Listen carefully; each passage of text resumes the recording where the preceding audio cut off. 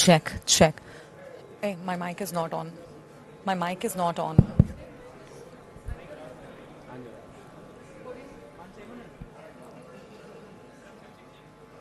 Check.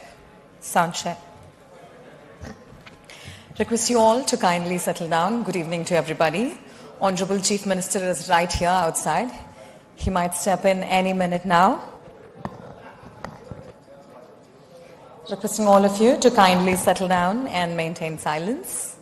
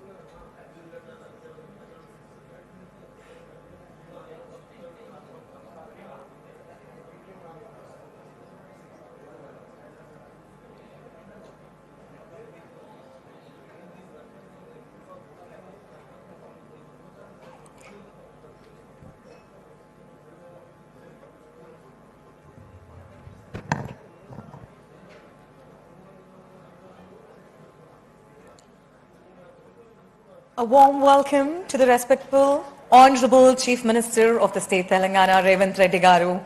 Hearty welcome to you, sir.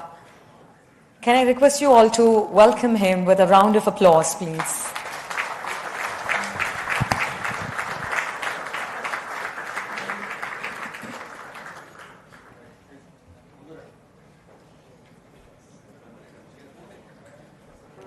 We'll just give 30 seconds for everybody to settle down.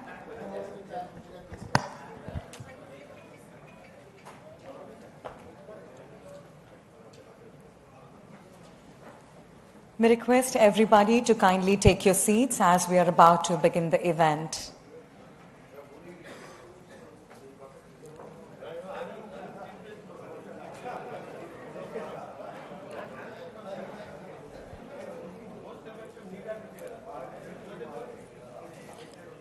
Shall I start? Sir, shall I start? Yeah. Andarki namaskaram. Good evening. To the Honorable Chief Minister of the State Telangana, Revanth Reddy gariki, Honorable Chairman, Legislative Council, Gutha Sukhender Reddy garu, and to Honorable Deputy Chief Minister, Bhatti Vikramarka garu, Honorable Ministers, Honorable MPs, MLCs, MLAs, Chairpersons of different corporations, diplomats of various countries, eminent persons from the industry, healthcare, construction, hospitality, judiciary, subject experts, media, senior officers, state administrators, environmentalists, honorable dignitaries, I welcome you all to the presentation of the River Musi Rejuvenation. Ippudu Telangana Rashtra Geetam kosam మీ అందరినీ నిలబడవలసిందిగా కోరుకుంటున్నాము. I request you all to stand in the honor of Telangana state song. Thank you.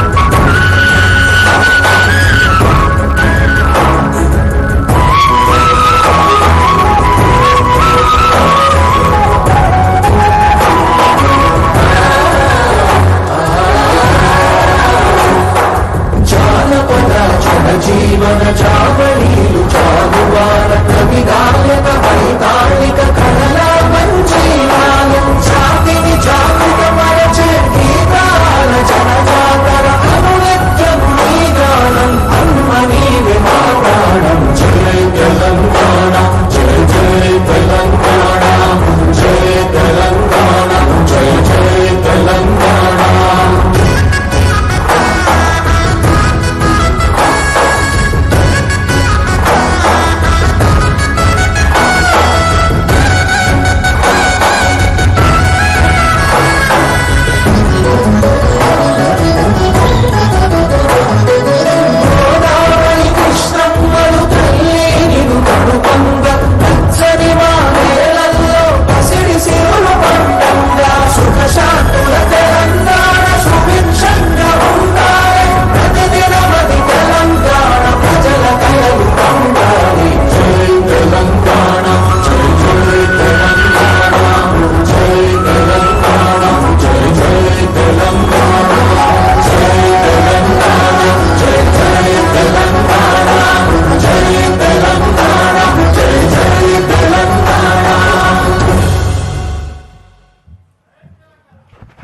Telangana, andarni కూర్చోవాల్సిందిగా కోరుకుంటున్నాం. We would also like to welcome the honorable speakers and all the dignitaries here. Thank you. Requesting everybody to kindly settle down.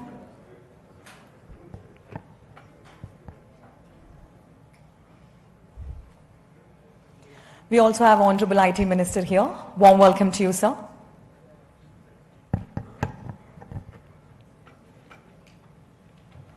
Yes. Hyderabad చరిత్రను మూసీ నది లేకుండా ఊహించుకోలేం. అనంతగిరి కొండల్లో పుట్టి హైదరాబాద్ నగరంలో 55 కిలోమీటర్ల పాటు ప్రవహిస్తుంది. నగరీకరణ వలన, కాలుష్యం వలన మూసీ నది యొక్క రూపం కంప్లీట్గా మారిపోయింది. అందుకే గౌరవనీయులు రాష్ట్ర ముఖ్యమంత్రి రేవంత్ రెడ్డి గారు తమ దూరదృష్టితో ఎలా అయినా మూసీ నదిని రెజ్యువినేట్ చేయాలని గొప్ప సంకల్పంతో ఉన్నారు. అందుకొరకు ఒక్కసారి గట్టిగా చప్పట్లు please. Thank you. I now would like to welcome the Special Chief Secretary Jayesh Ranjan Sir, Municipal Administration and Urban Development, onto the stage to set the context with a warm round of applause. Hearty welcome, sir.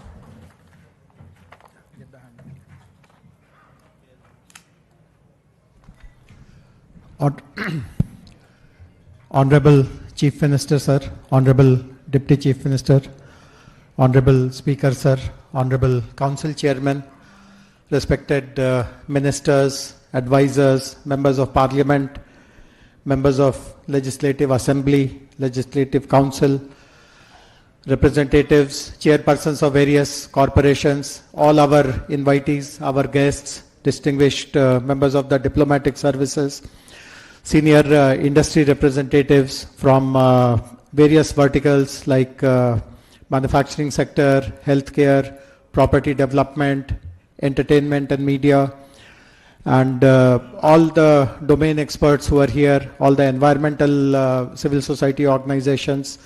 To every invitee, we are very, very grateful. This is a one of its kind platform.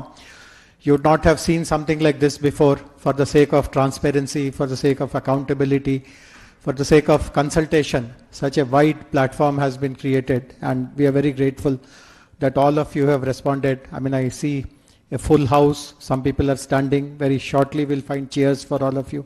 Just bear with us.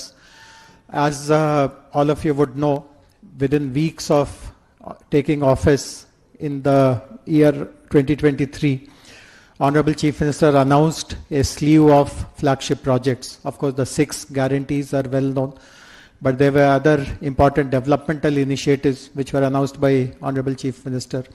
And to revive and rejuvenate Musi River was one of the important ones. I have had the pleasure of accompanying Honorable Chief Minister to few of his international visits. And I know for sure that wherever Honorable Chief Minister has gone, one of the first demands that he has put on us is that please find out if there is any water body, if there is any river, and how has that country developed that river. And in the process, Honorable CM has visited the Thames River, the rivers in Tokyo, in Seoul, and in so many other places as well. And everywhere we have seen that the rejuvenation of the river has created a huge multiplier effect for the economy of that city and of that country. And we all know historically why, when the Asaf Jahis set up their dynasty, they chose the riverfront to establish all the important institutions. But obviously over a period of time, due to neglect, due to inadequate attention on planning, on resource support, the river today has become an embarrassment for us. In fact, I come from the north of the country. We have mighty rivers, we have bridges, and when you cross a bridge over a river, you get a sense that I'm crossing something. I mean, there is something very special which is happening. Here, when you cross any bridge over Musi, you don't even notice that you are crossing a river. It has become so insignificant, etc. I can share something else which is very personal. In fact, the Musi River Rejuvenation Plan was tried out way back in 2005 also. I was the Vice Chairman of the Hyderabad Urban Development Authority, which is called HUDA. The then Chief Minister Dr. Y.S. Rajshekhar Reddy had asked us, and at that time GHMC was called MCH, to look at the river rejuvenation project. We had engaged a very eminent architect called Hafiz Contractor to guide us. But we were not able, he gave us good ideas, but we were not able to make any progress because one very fundamental question could not be answered. And that fundamental question was, how do you bring water into this river? This river can be, so much of landscaping can be done, so much of other things can be done. And just because this fundamental question could not be answered, we could not make any progress over the last 2 decades. And I'm sure you would have read about it. One of the smartest river interlinking projects is happening here. We are now supplementing Godavari river water into this river to make it perennial, and obviously various other things will happen. The last point which I want to make is about the format of today's interaction. As soon as I finish, I would request my colleague, the Managing Director of the Musi River Development Corporation Limited, Mr. E.V. Narasimha Reddy, to explain using a presentation. We have engaged a very reputed consortium of agencies to prepare the master plan for this river rejuvenation. These are all international companies. It is led by a Singapore-based company called Mainhart, along with Rios of United States, Cushman and Wakefield, which is also a global consultancy, one of the big 5. So they have just about a month ago given us the detailed project report for phase 1 of the project. So my colleague will explain about what is there in the DPR. He will also provide a little bit of a historical context. Some of you might have seen some of the displays in the foyer when you would have entered. If you have not, please do look. Take a look before you leave. It has some amazing illustrations and pictures and historical markers of how this river has created an impact, a very deep impact in the history of the 435 years history of Hyderabad. And after my colleague's presentation, we would be requesting Honorable Chief Minister for his address. And before the evening concludes, obviously we have arranged for dinner and accompanied with some entertainment in the outside lawns. So please do make full use of this time that you have chosen to spend with us. And once again, very, very warm greetings and welcome to all of you on behalf of Telangana government. Thank you very much.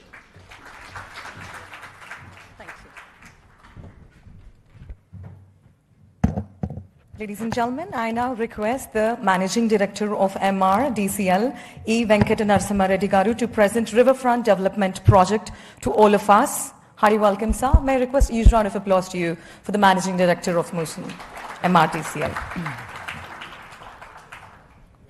Good evening to all. Sir, with your permission, I will start the presentation, sir. Sir, as Special Chief Secretary was explaining what exactly the day is about. So Musi River has been there, and the Hyderabad happened along the Musi.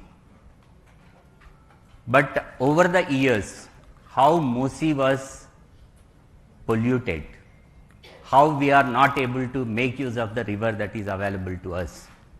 The nature has given this to us, but we in the process of urbanization, the development, how we have changed the face of the river and how we are struggling today.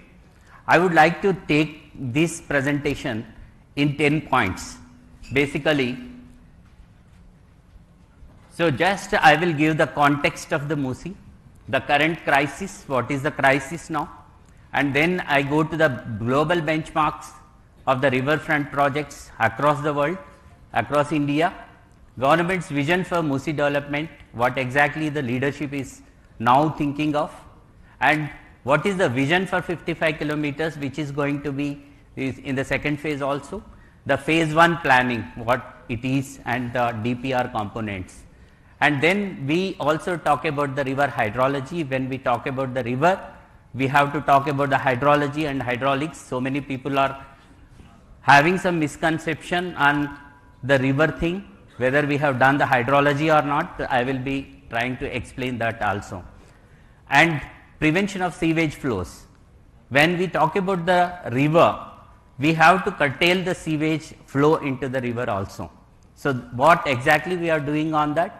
And then multi-use buffer zone, why the buffer zone is very important, what the rules say, what the government of India says, all these things also be spoken about.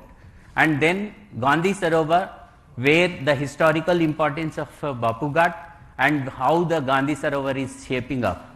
Then the east-west mobility corridor, how the decongestion of Hyderabad is going to happen with this very good project.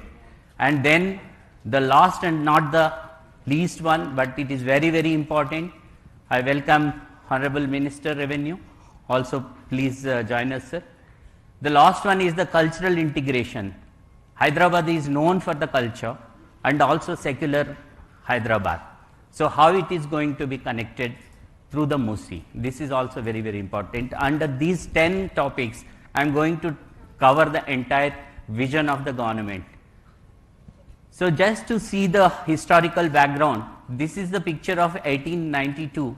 So this was taken by one photographer called Deen Dayal in 1880s.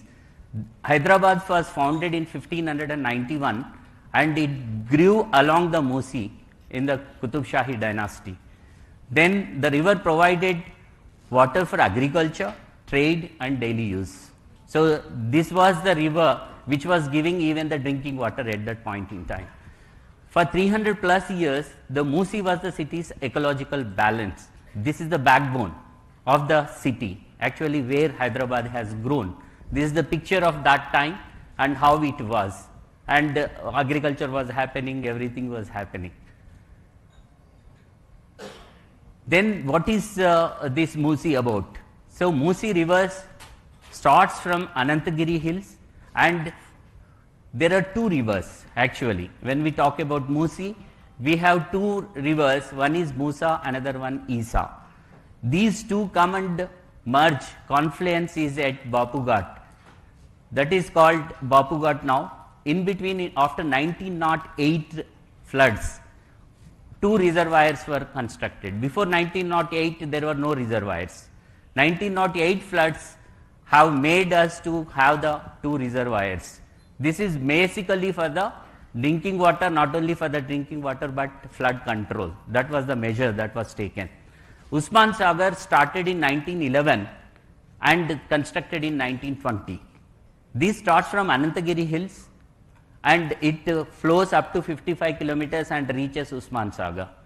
And another river called Isa, this starts in Pargi area and this starts and comes 49 kilometers and comes to Himayat Sagar. This was constructed and completed by 1927. So 1920 and 1927, these two reservoirs were constructed and that was supplying the drinking water for Hyderabad as well. Then from there, the Musi now, if we take the ORR, outer ring road, 159 kilometers of outer ring road, where at Rajendra Nagar and Gandipet ORR, that is Narsingi Junction, to Gaurelli, this is the other place where exactly this is the Gaurelli place. From here to here, this is 43 kilometers. And from here, Usman Sagar and Himayat Sagar, if we take these two rivulets and the length if we add, this is 21 kilometers and this is 34 kilometers, makes total 55 kilometers. Musi is coming from Anantagiri Hills, 55 kilometers up to Usman Sagar. Again 55 kilometers of river, Isa and Musa, together Musi, coming up to this place. So this is the entire Hyderabad place. And after that it flows towards Nalgonda and it links with the Krishna River. This is the tributary of the Krishna. So it merges with Krishna River at Vadapalli in Nalgonda district.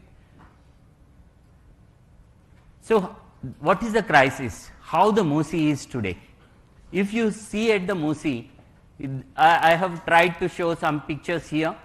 Musa Nagar location near Old City, encroachments in the buffer zone. See how after floods, how they are suffering.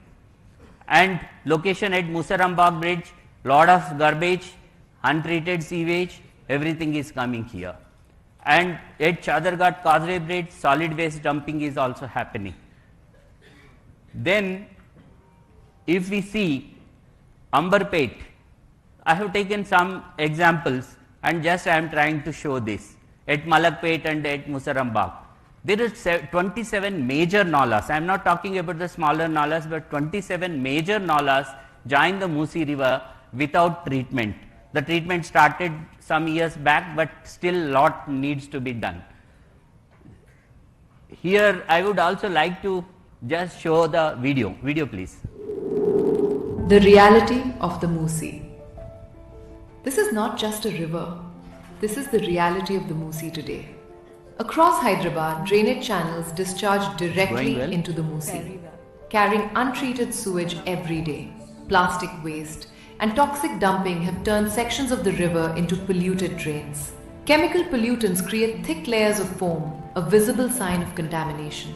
Encroachments and unmanaged waste continue to choke the river's natural flow. What was once a flowing river now struggles under the weight of pollution. The Musi carries the waste of a growing city. Its condition today is a reminder that urgent action is needed.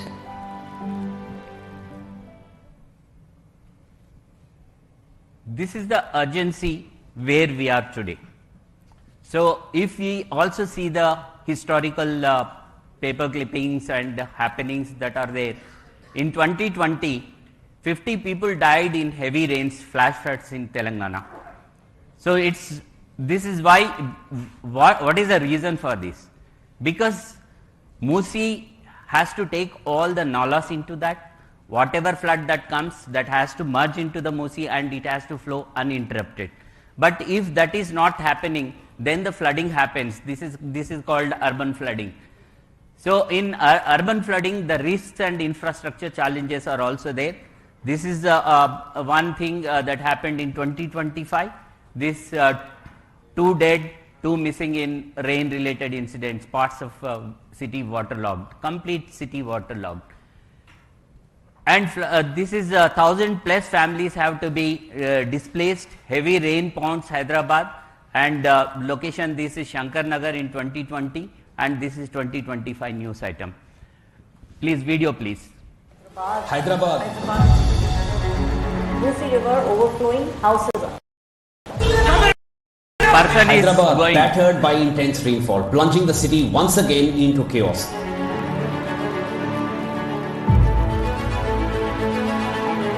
Police moved quickly to close roads around the affected zone. Hyderabad was severely impacted as heavy rain continued to hit the city and several other districts of Telangana, leading to flight diversions and traffic congestion. As the city's old city faces severe flooding, forcing hundreds to evacuate. Death toll has now gone up to 34. The forces have also joined into the rescue operations to safely evacuate.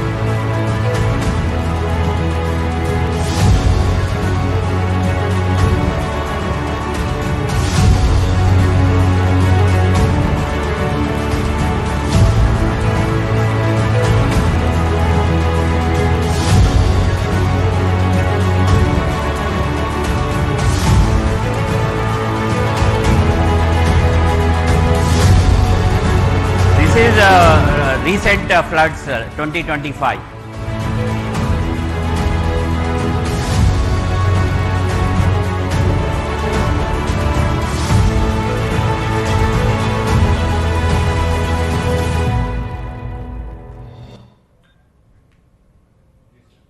This is how havoc the heavy rains are doing in Hyderabad. So, though we have the river, for taking all this flood into it and just go along the river, and it can pass through to the Krishna river and then go to the sea. But because of various obstructions and other things, it is not happening. So, that is the crisis. Added to this, the climate change that is also there. As we have seen, within 24 hours, we are seeing 25 centimeters of rain, 40 centimeters of rain. See, actually all the systems were prepared only for 2 to 10 centimeters max. Even if 10 centimeter happens, the entire city gets into waterlogging, not only here, across the world, across other cities as well. But what needs to be done? When we are talking about Musi, actually the Musi project is not looking only about the Musi cleaning. We are trying to do an integrated approach, the comprehensive approach for the entire city. In the coming slides, I will also be explaining what exactly the government is trying to do. So, global climate projections, if you see, South Asian cities face a 40% increase in extreme rainfall events by 2050. If we are not prepared for that, we are losing out, and the generations coming will definitely curse us.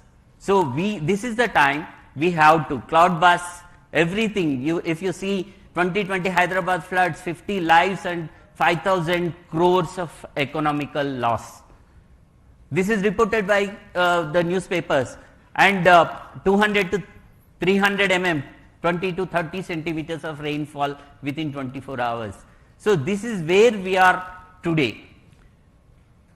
Therefore, every monsoon that passes without action, if we fail to take an action today, is a disaster we chose not to prevent.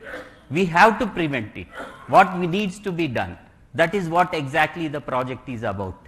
So, in light of these crises, the Musi revival is not a choice, it is a necessity, it is a compulsion. This is exactly where we are today.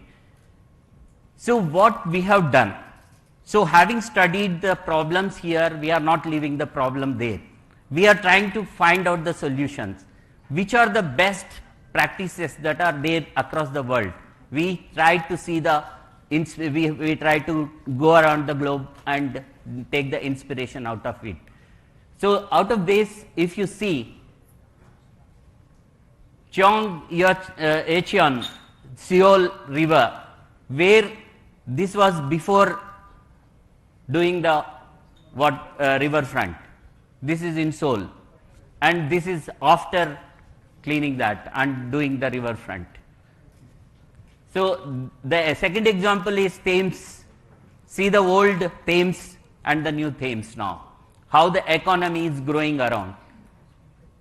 Next, this is Sumida River in Tokyo, how it was, how it is today. And this is Singapore riverfront, how it is. Many of us probably have visited several of these places, but we never understood that how the river was, because now we are seeing this. We didn't know what happened in the historical thing. So, all these things are studied now, and Sabarmati riverfront even in India. Sabarmati, if you see the riverfront now in Gujarat, and this is Seine River, Paris. Several of us visited Seine and how it is today. Please play the video.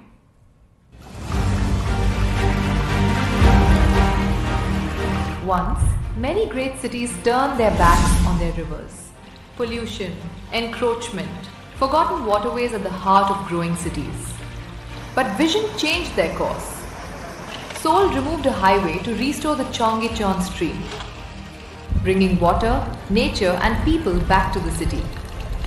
Tokyo revitalized its riverbanks, creating vibrant public spaces along the Sumida River. London turned the Thames into a thriving cultural and economic corridor. Singapore transformed a polluted waterway into one of the world's most celebrated riverfronts. Paris transformed the banks of the Seine River into vibrant pedestrian spaces.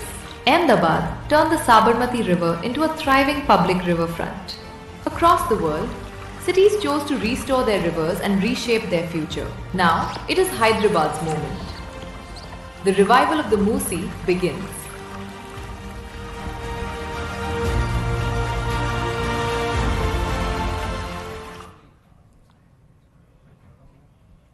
So I spoke about the crisis, and we have also seen several places across the globe and what are the practices that they have taken up and how the rivers are now shaped up. And after seeing this, the leadership today is very committed to that. That's the reason a team led by Honorable Chief Minister himself has taken to the various places along with media. Let me also be very clear so that everybody can understand. And the cabinet colleagues of Sir and also the senior bureaucrats to study this. The vision leadership commitment, see Dubai, Singapore, London, Tokyo, all these places were visited by Honorable Chief Minister. And the teams were sent again to study what they have done, what we need to do for Musi. Please play the video.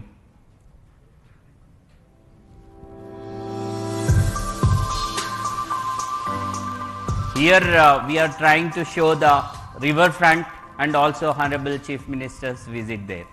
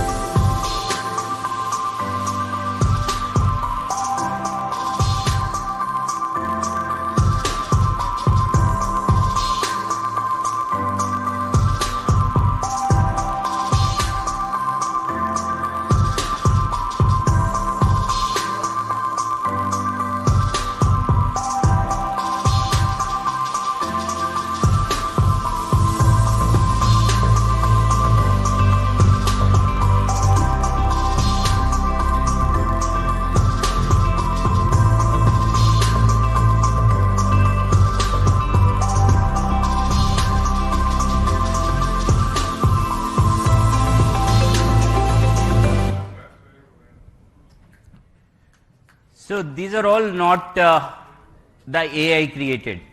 These are actuals. And Honorable Chief Minister visited that. So when we are trying to show the vision, people are thinking that AI, but that is based on the actual study that is done and the pictures are presented here. I request all of you, while going back again, once again see, this is possible.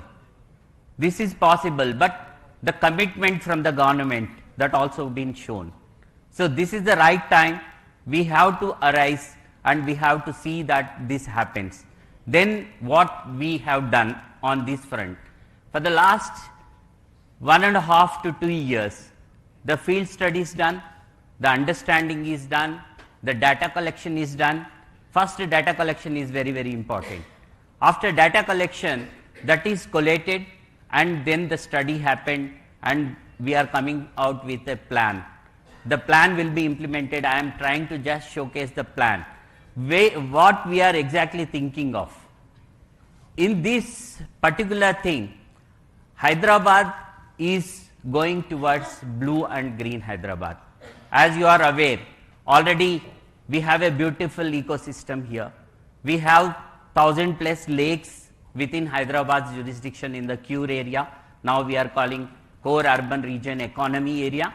Within that, about 2,000 are there, but we are going to take up at least 1,000 lakes. Already the activity started, rejuvenating or lake improvement happening, and that will go on. That is one. This is a lake system having the chain system. One lake is full, then the overflow of that lake comes to the other one, second, third one, and then it comes into the Musi. So we are also targeting that, that is also happening. Then the clean river, what does it mean? There is no sewage flow into Musi. How to treat this, where to send this, how to utilize the resources that are available. Second is the flood mitigation. I have shown how the floods are making havoc in city. So this is also very important to save the lives and properties of the people, and also to thrive the economy in Hyderabad. So flood mitigation measures, accessible riverfront. When the river is there, people have to enjoy the riverfront. They have to have that ecological balance, and they have to enjoy the riverfront, so that the public spaces have to be improved. Connected city. See, river is there, how to connect it. So the mobility is also another factor that is also considered in this project. And sustainable development.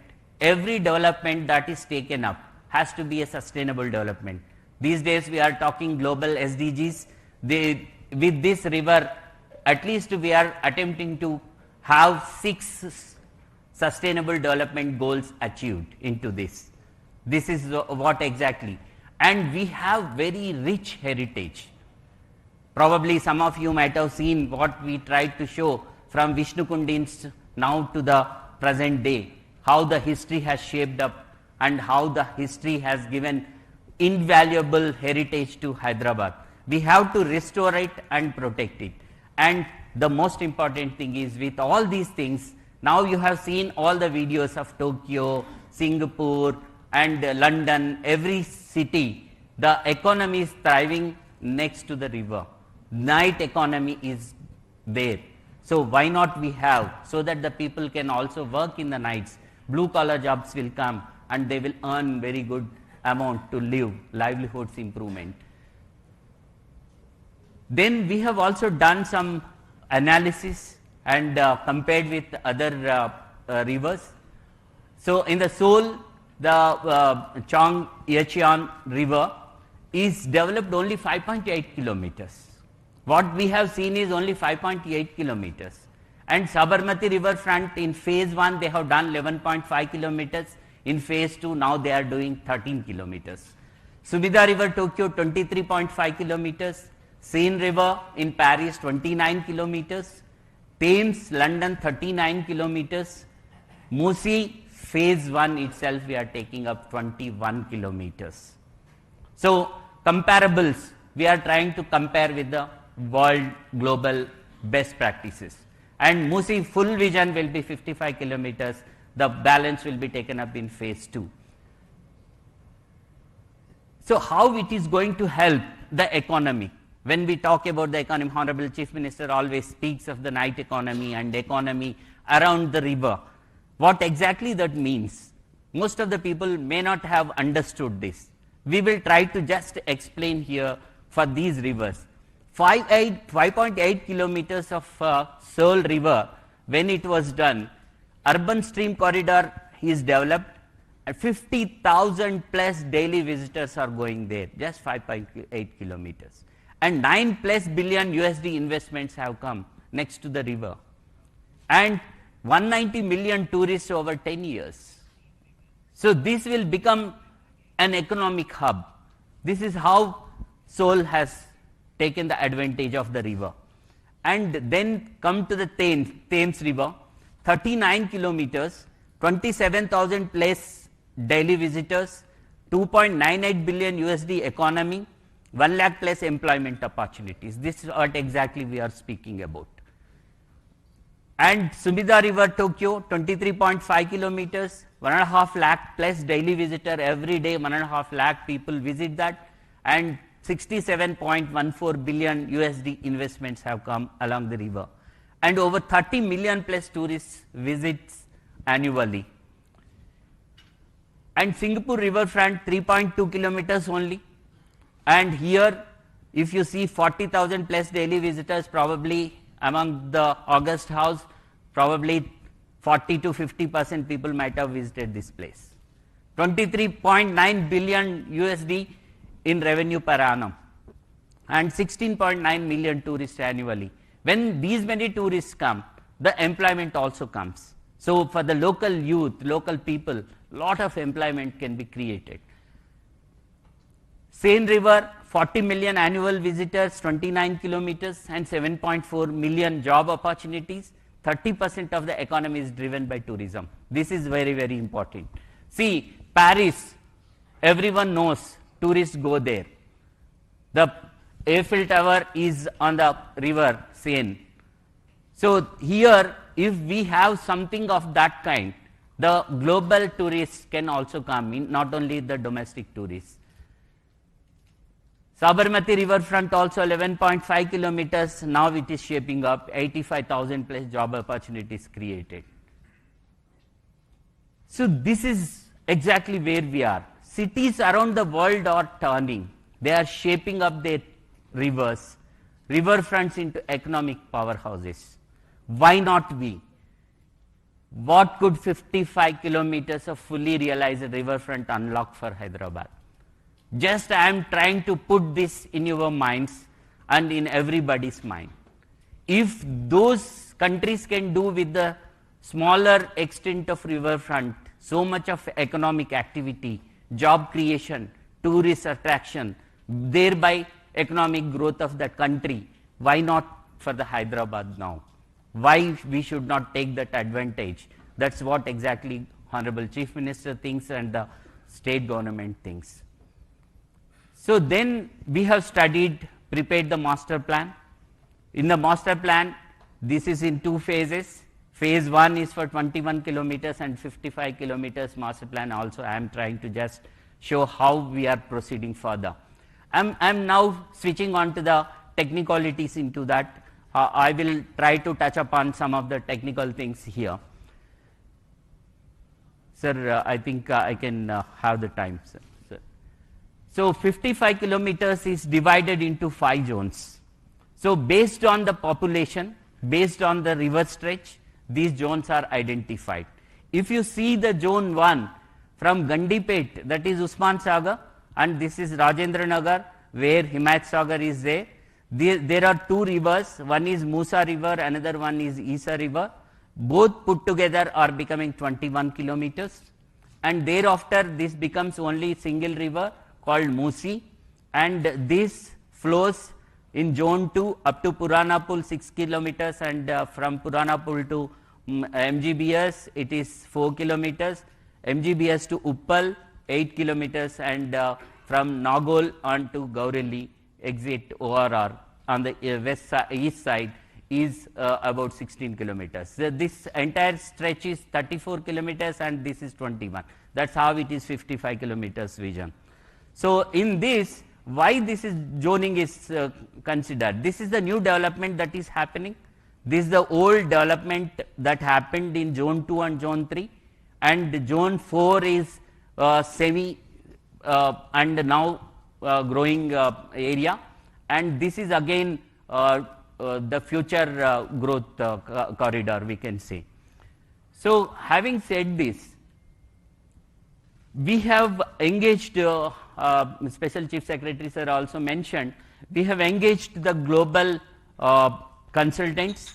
Menhot is the main consultant. He is from the Singapore, having lot of projects done in Singapore, and the Rios is the designer. He is from that company is from the US, and Cushman and Wakefield is known for the general big four companies called consultants. They will work on the economic models and other things.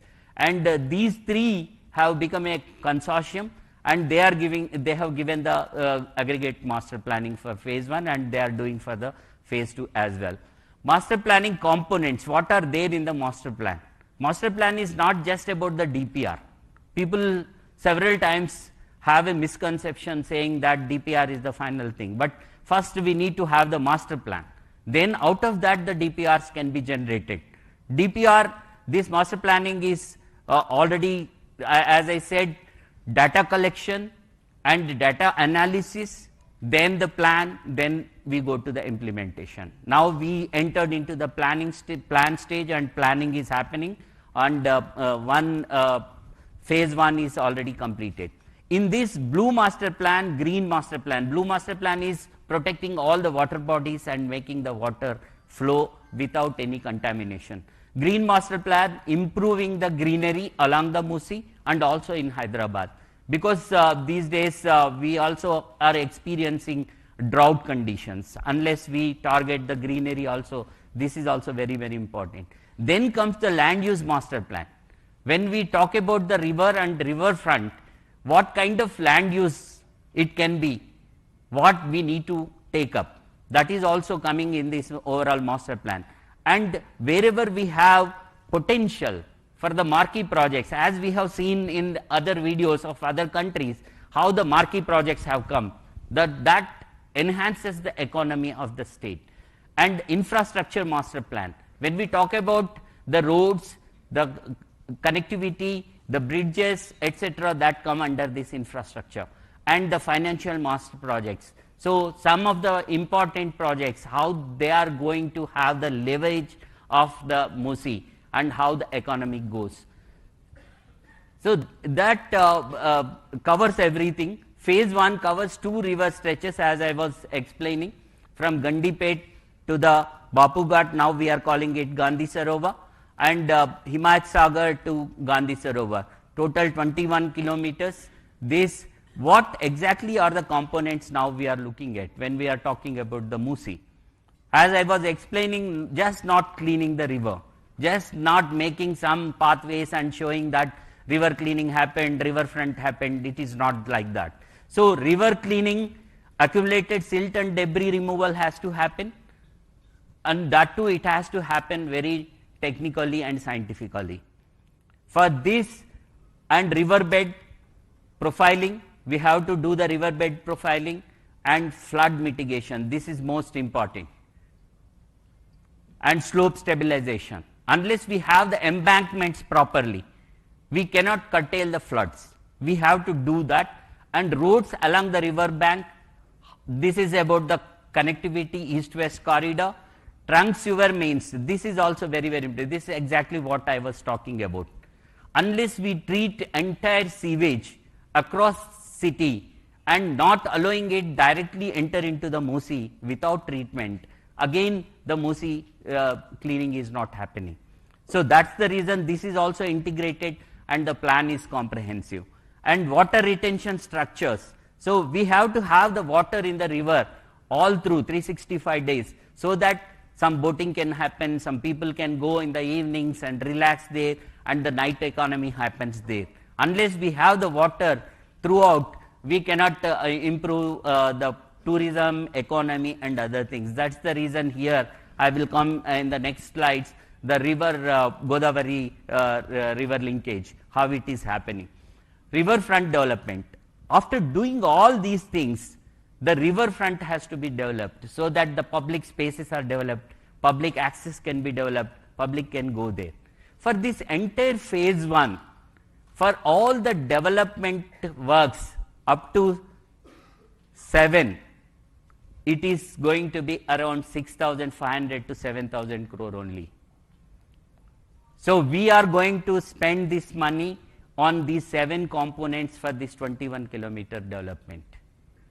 And this doesn't include the land acquisition if required, or we have come out with a new policy, TDR policy, even for the people who are having the land ownership, in the river bed and also in the buffer, they will be appropriately compensated under TDR. And this is why in the next slides you will understand what buffer is, why it is required, etc. So understanding the river is very, very important. Unless you understand the river, what is the flow of the river, you cannot plan it. It is haphazard planning and it cannot sustain.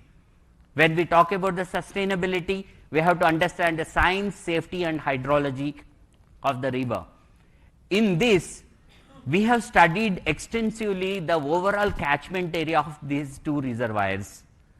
The Usman Sagar reservoir catchment area is 740 square kilometers. As we were telling, it starts from Anantagiri and comes up to Usman Sagar, Gandipet. And Himayat Sagar reservoir, the catchment area is 1362 square kilometers. This starts at Pagi and comes up to Himayat Sagar. The blue one is the Gandipet one, and this green one is the Himayat Sagar. You can see Himayat Sagar here and Gandipet here. This is the catchment area. So whatever rain that falls there, that comes into these reservoirs, that study is also there. Catchment area map of downstream nalas. After the reservoirs, this is entire Cure area now. In this, how the nalas and the catchment, that drainage system, the drainage pattern we call, how it is entering into the river, this is also studied. Then this is very, very important for all of us. Given situation of the river, if we leave the river like this, why the floods are happening? If the river is left like what it is today, so with the study that is there, done through two simulations, one is HEC HMS and another one is HEC RAS. What is this HEC HMS? This is Hydrologic Engineering Center run by US Army Corps Engineering. They have developed a hydrological modeling system. Hydrological modeling system. This is a software where we have to run the river widths, river lengths, river flow, river hydraulics, and then that gives how the flooding happens. If you see the blue marks, if the full flow of the river comes, the flooding happens up to these places. And this HEC-ROS is the river analysis system. So this analysis is done in both the softwares, so that we are thorough on this. And not only this, if after studying this, what should be the cross section of the river, we have identified. And if the river should not come outside the embankments, if this flooding should not happen, which is causing lot of human loss or even the property loss and the economic loss. So in order to contain this, we have to have proper sectioning of this. I will be coming to the section in the next slide. This is the slide. So in order to curtail, I will just go back again. If the section is properly done, giving the river back of its property, river ki property undi, dan property daniki manam ichcheste adi bayataku raadu. So danni manam cheyalsina avasaram undi. So over the years maname ekkadekkado katteskoni undundochu. అలా కాకుండా రివర్ని సరిగ్గా దాన్ని ఎంత water పోవాలి flow అది మనం అలో చేస్తే అది బయటకు రాకుండా ఉంటుంది. This modelling shows that, and after this we have arrived at this section. And this entire flow, actually if you see here, this is for the Himayat Sagar stretch from Himayat Sagar to the Bapughat, that is the Gandhi Sarovar now. Up to that, after study, this is 1.53 lakh cusecs of water. In the 2025, actually the maximum flow we have taken from Himayat Sagar was only 36,000 cusecs. But this Himayat Sagar was designed for 1.53 lakh cusecs. Unless we see the downstream of the river properly and do the section, again the floods will happen. That's the reason we have taken National Institute of Hydrology, Roorkee also on board, and they have also vetted it and certified. Based on that, from the river, middle of the river, on both sides, if we maintain 100 meters including the buffer, the river will flow like this. The river will flow 1 in 5 years or 1 in 25 years. This is return period, what as per the technical term it is called. This takes about 60,000 cusecs. So whatever flood that happened in 25, 20, etc., can be arrested here only. But the upper promenade, if we see, that is called high flood level. This is the 520 meter. High flood level, this is about 124 meters. If we take this 124 meters also for the river, this is called river basin. So if we factor this and do the embankment like this, in return period of 100 years, the water will not come outside. That is the study. That means in 1 in 100 years, 1% of chance, but 1% of chance also we cannot take with the river. That is the reason the section is decided with this, and rest is the buffer. On this buffer, the promenades are coming. This is called lower promenade, this is upper promenade. On one side, within the buffer zone, we will be having a 6-lane 30-meter main road, and on the other side only the service road with 9 meters. Rest of it will be the, most of it is the open spaces for the public. And we have also done for the second stretch. Of course, we have done for the entire Musi, but I am just trying to show only these two stretches in the phase 1. This is a hydrology study for Usman Sagar up to Gandhi Sarovar. Here also you can see how the flood plain is, and after section how it will be. The section of this area is, the bottom width is 60 meters and the full flood level is 104 meters, this one, and rest of it is same. From middle we will be taking 100 meters both sides. So complete within 200 meters, 1 in 100 year flood 26,300, but it can take easily 60,000 cusecs. Even if the cloud bursts are happening, climate change causes are there, then also this will take the entire flow only in the river. It will not spill over into the floodplain, not causing any damage to the. So this is how the section will be.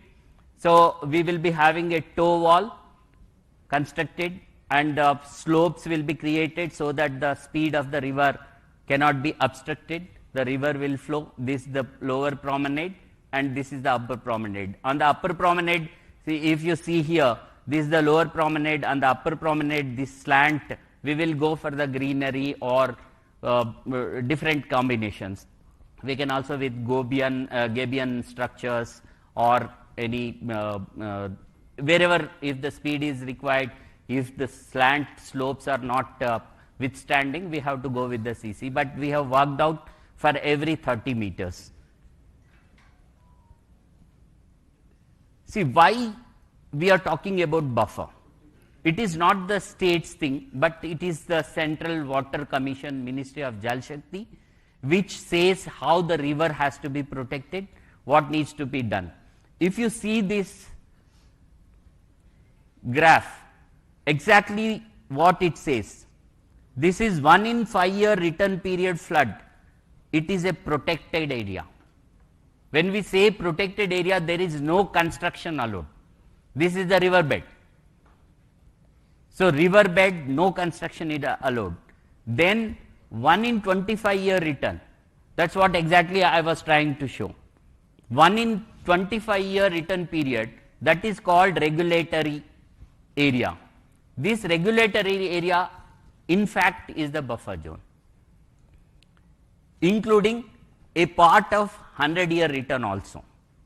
So this is how the section of the river has to be decided. That's how Telangana government has decided in 2012.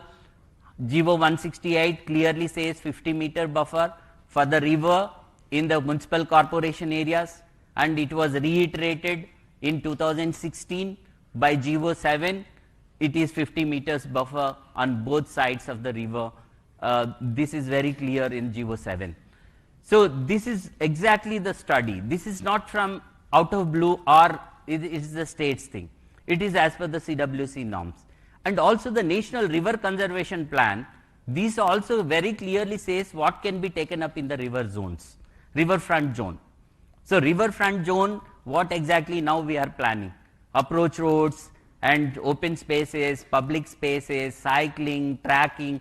So all these, see, the idea is that some people will come, evacuation can easily happen if there are any flash floods. That is the reason in the protected area, no permanent construction is allowed. So that is a working place. Somebody can come and go. If we want to stop it, we can stop. Residential is not allowed. That is very important. People can also refer the guidelines. Source is Technical Guidelines on Floodplain Zoning, Central Water Commission, again issued in July 2025, based on various Supreme Court orders, national NGT orders, and all these things. I request all of you, please do study that. So then we are coming to how the river will be cleaned. So one is completely cleaning it. It is not possible because there will be some toxins and other things. When we have to disturb them, we have to disturb them in a proper condition. But it can happen over a period of time if we substitute that water with fresh water, the surface water. For this, already a project is already taken up by the government. If you can see, this is the Godavari linkage that is coming all along the ORR and coming to Usman Sagar and then Himayat Sagar. Total 20 TMC of water is allotted, and already work started under Hyderabad Metro Water Supply and Sewerage Board. And out of this, exclusively 2.5 TMC water is allocated for Musi Rejuvenation. This is exactly what I was trying to tell. So in the river, all through 365 days, there will be water, that is the fresh water that comes from the river Godavari. So this is the river linking project, Special CS was also mentioning. So this is one, getting the fresh water there. Then what is the second thing? Second thing is we have to treat the sewage in the entire city. Sewage treatment and trunk sewer mains. After treating or before treating, we should not allow the sewage to pass into the river. So what exactly now it is happening on the sewage front? This is another very important thing. So if you see, there are STPs already existing. Here a representative photo already functional, this one Ambapet. 772 MLD existing STPs, 25 are there, and 1106 MLD already commissioned and works are going on in good pace, 27. 972 MLD ongoing STPs under Amrut scheme, 39 are under progress. So these many STPs are happening, and this is the existing one. These are the new ones, already construction is going on. In the phase 1, the Narsingi already started. The STP work is started. What remains to be done? What remains to be done is taking the nalas into consideration. Along the Musi, we have to have the diversion drains, and these are bigger ones, red ones are the existing STPs. If we are not doing another big STP, we have to divert it here and bring it here likewise. And this is the part of the project where we were talking about phase 1, the sewage treatment, the trunk mains are all happening here. So this is the picture that is showing how the trunk mains are coming, how the sewage will be diverted to the STP. Here is one STP, here is one STP, another one and another one. There are 4 STPs nearby. This is treated and coming and joining in the river. But even after that, we have to have other side, because this is treated and it is merging. For other side, it will come and go to Attapur. For the first time in the Hyderabad, we are coming out with one underground STP as well. So the red marks are the trunk mains that lead to the STP, and this is connected. Here I would like to just bring to the notice of the August House. Earlier also the diversion lanes constructed, if you see the yellow line, that is exactly in the Musi. So if we construct something in the river itself, it will obstruct the flow of the river. So what we are doing as part of the project, we are shifting this also onto the river edge, that is into the buffer. So that the river, as I was telling, we have to give the river what it is supposed to be having. So our river atlane flow avvadaniki manam ivvalsina avasaram undi, daniki A obstruction ఉండకూడదు. So అది కూడా ఈ project లో పెట్టడం జరిగింది. Then another very big decision taken by Honorable Chief Minister and the Cabinet Government is that, okay, now we are planning to have the STPs fully functional and diverting all the sewage into the STPs and treating it. Why not we treat tertiarily? The tertiary treatment has to happen. Then use that water. We are bringing Godavari water, Krishna water, all about 200 plus 300 plus kilometers with spending so much of money. That is for drinking water purpose. Whereas the sewage is just left like that. If you see the Singapore model, there they call P water. That is a treated sewage water. That is utilized for various purposes. Why not we use? That is exactly the project is talking about. This is also factored now. After treating this sewage water, tertiary treatment will be done. This water will be supplied to the industry and particularly the data centers that are coming up. Already Metro Water Supply and Sewerage Board is working with TGIC, where the industrial areas are coming up. For example, Future City and also the Chandan Valley industrial area. A pipeline will be laid.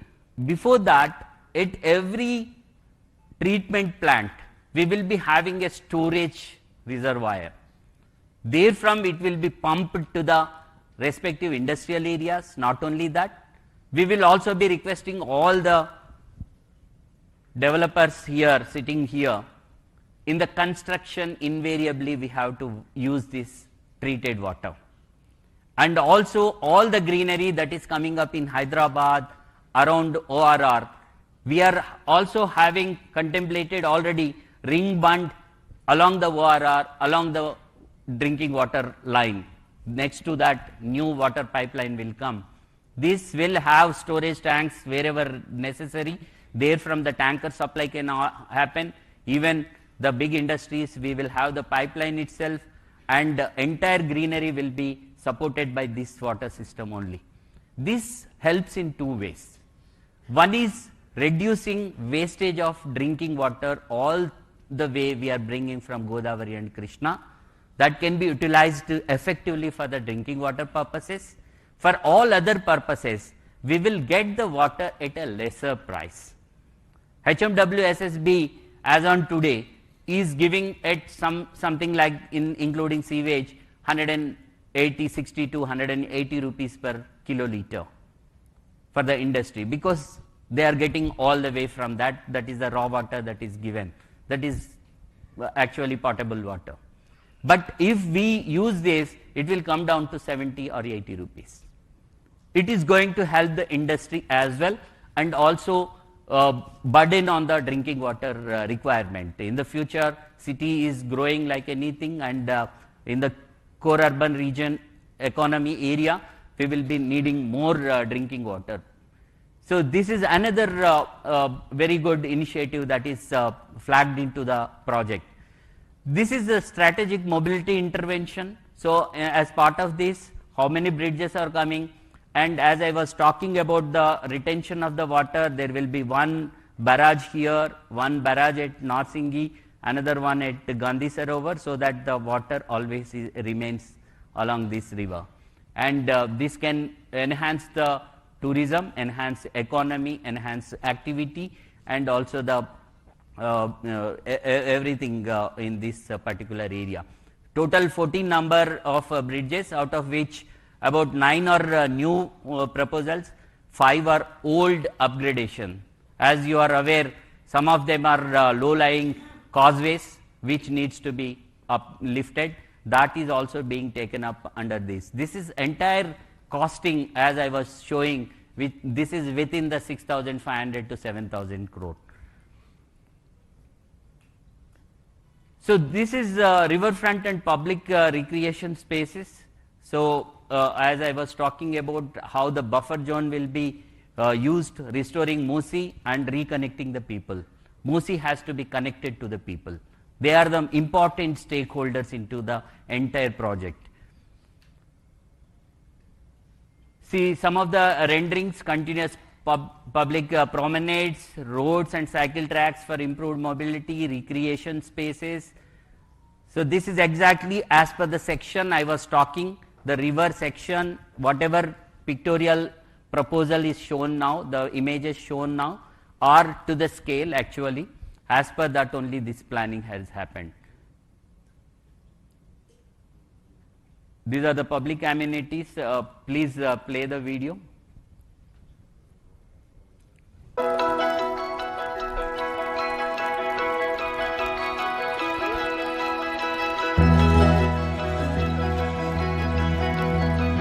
A paper this तरफ. Sridhar Babu sir, paper is sir this तरफ.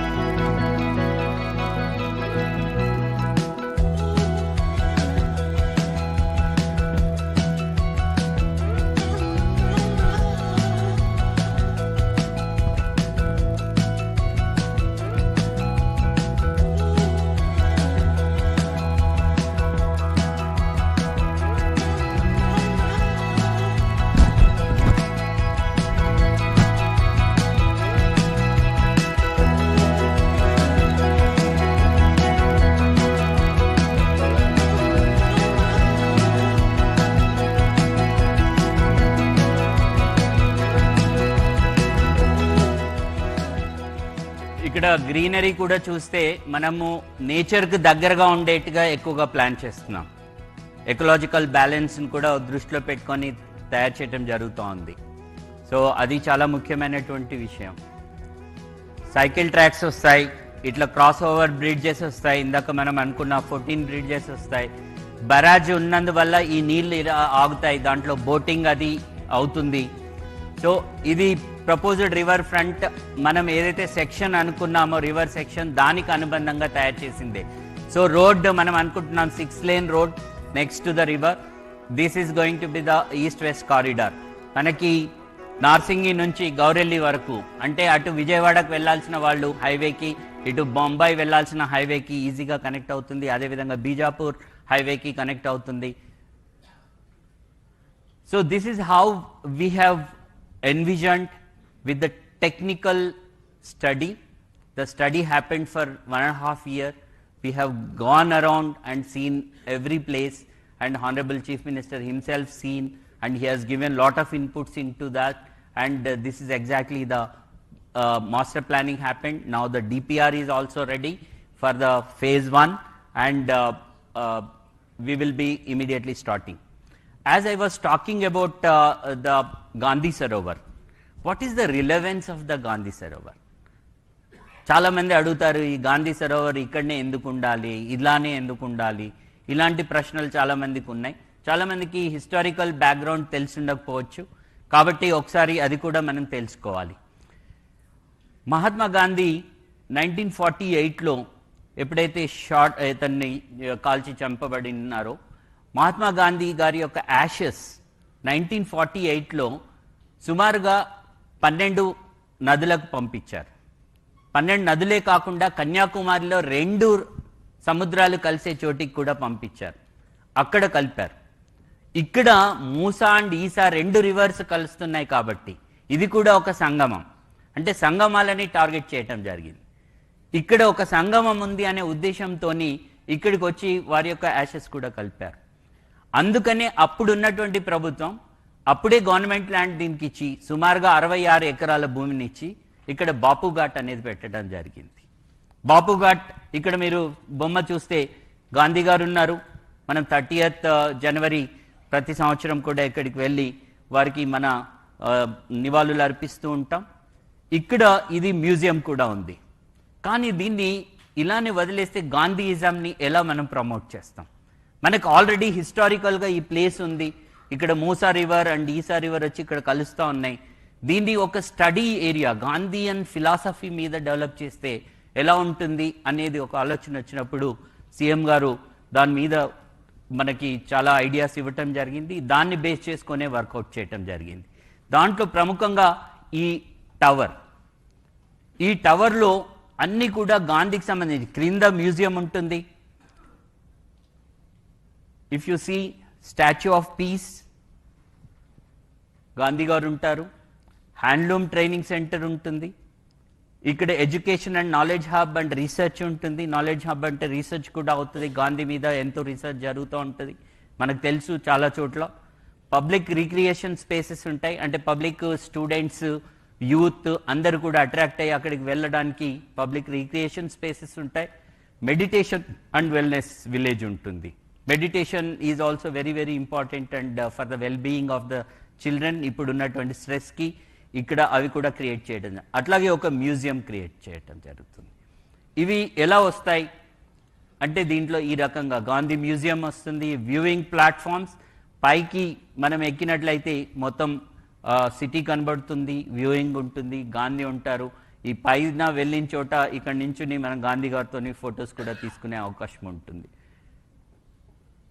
Cultural and exhibition spaces కూడా ఉంటాయి. ఎవరైనా cultural and exhibitions అందులో చేయాలంటే గాంధీకి సంబంధించి arts, performance arts etcetera. And research centre. ఇదే కాకుండా బేసిక్గా ఇప్పుడు మనకు లిటరరీ ఫెస్టివల్స్ అవుతూ ఉంటాయి, బుక్ ఎగ్జిబిషన్స్ అవుతూ ఉంటాయి. అవి ఎక్కడెక్కడో అవుతూ ఉంటాయి. ఎక్కడో ఓపెన్ స్పేస్లో పెద్ద గుడారం లాంటిది వేసేసి మనం చూపిస్తూ ఉంటాం. ఇక్కడ ఆ స్పేసెస్ క్రియేట్ అయితే ఇది ఒక హ్యాపెనింగ్ ప్లేస్ అవుతుంది. So that is the whole idea. ఇది సుమారుగా 200 ఎకరాలలో ఈ గాంధీ సరోవర్ డెవలప్మెంట్ జరుగుతూ ఉంది. Video please.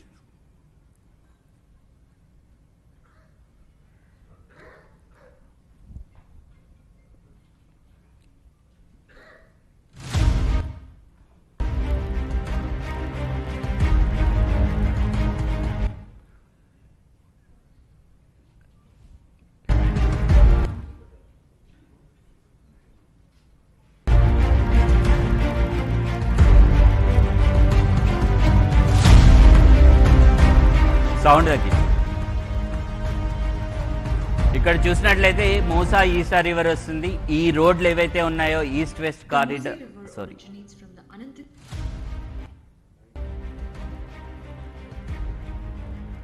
ఈ బిల్డింగ్స్ అన్ని కూడా ఎడ్యుకేషనల్ ఇన్స్టిట్యూషన్స్ వస్తాయి అండ్ దానికి రిలేటెడ్ యాక్టివిటీ కూడా జరుగుతుంది.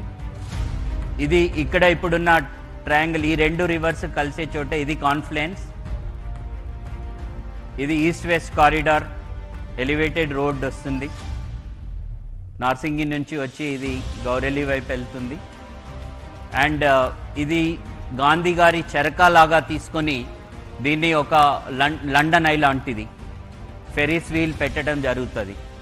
ఇక్కడ ఒక ఆడిటోరియం వస్తుంది.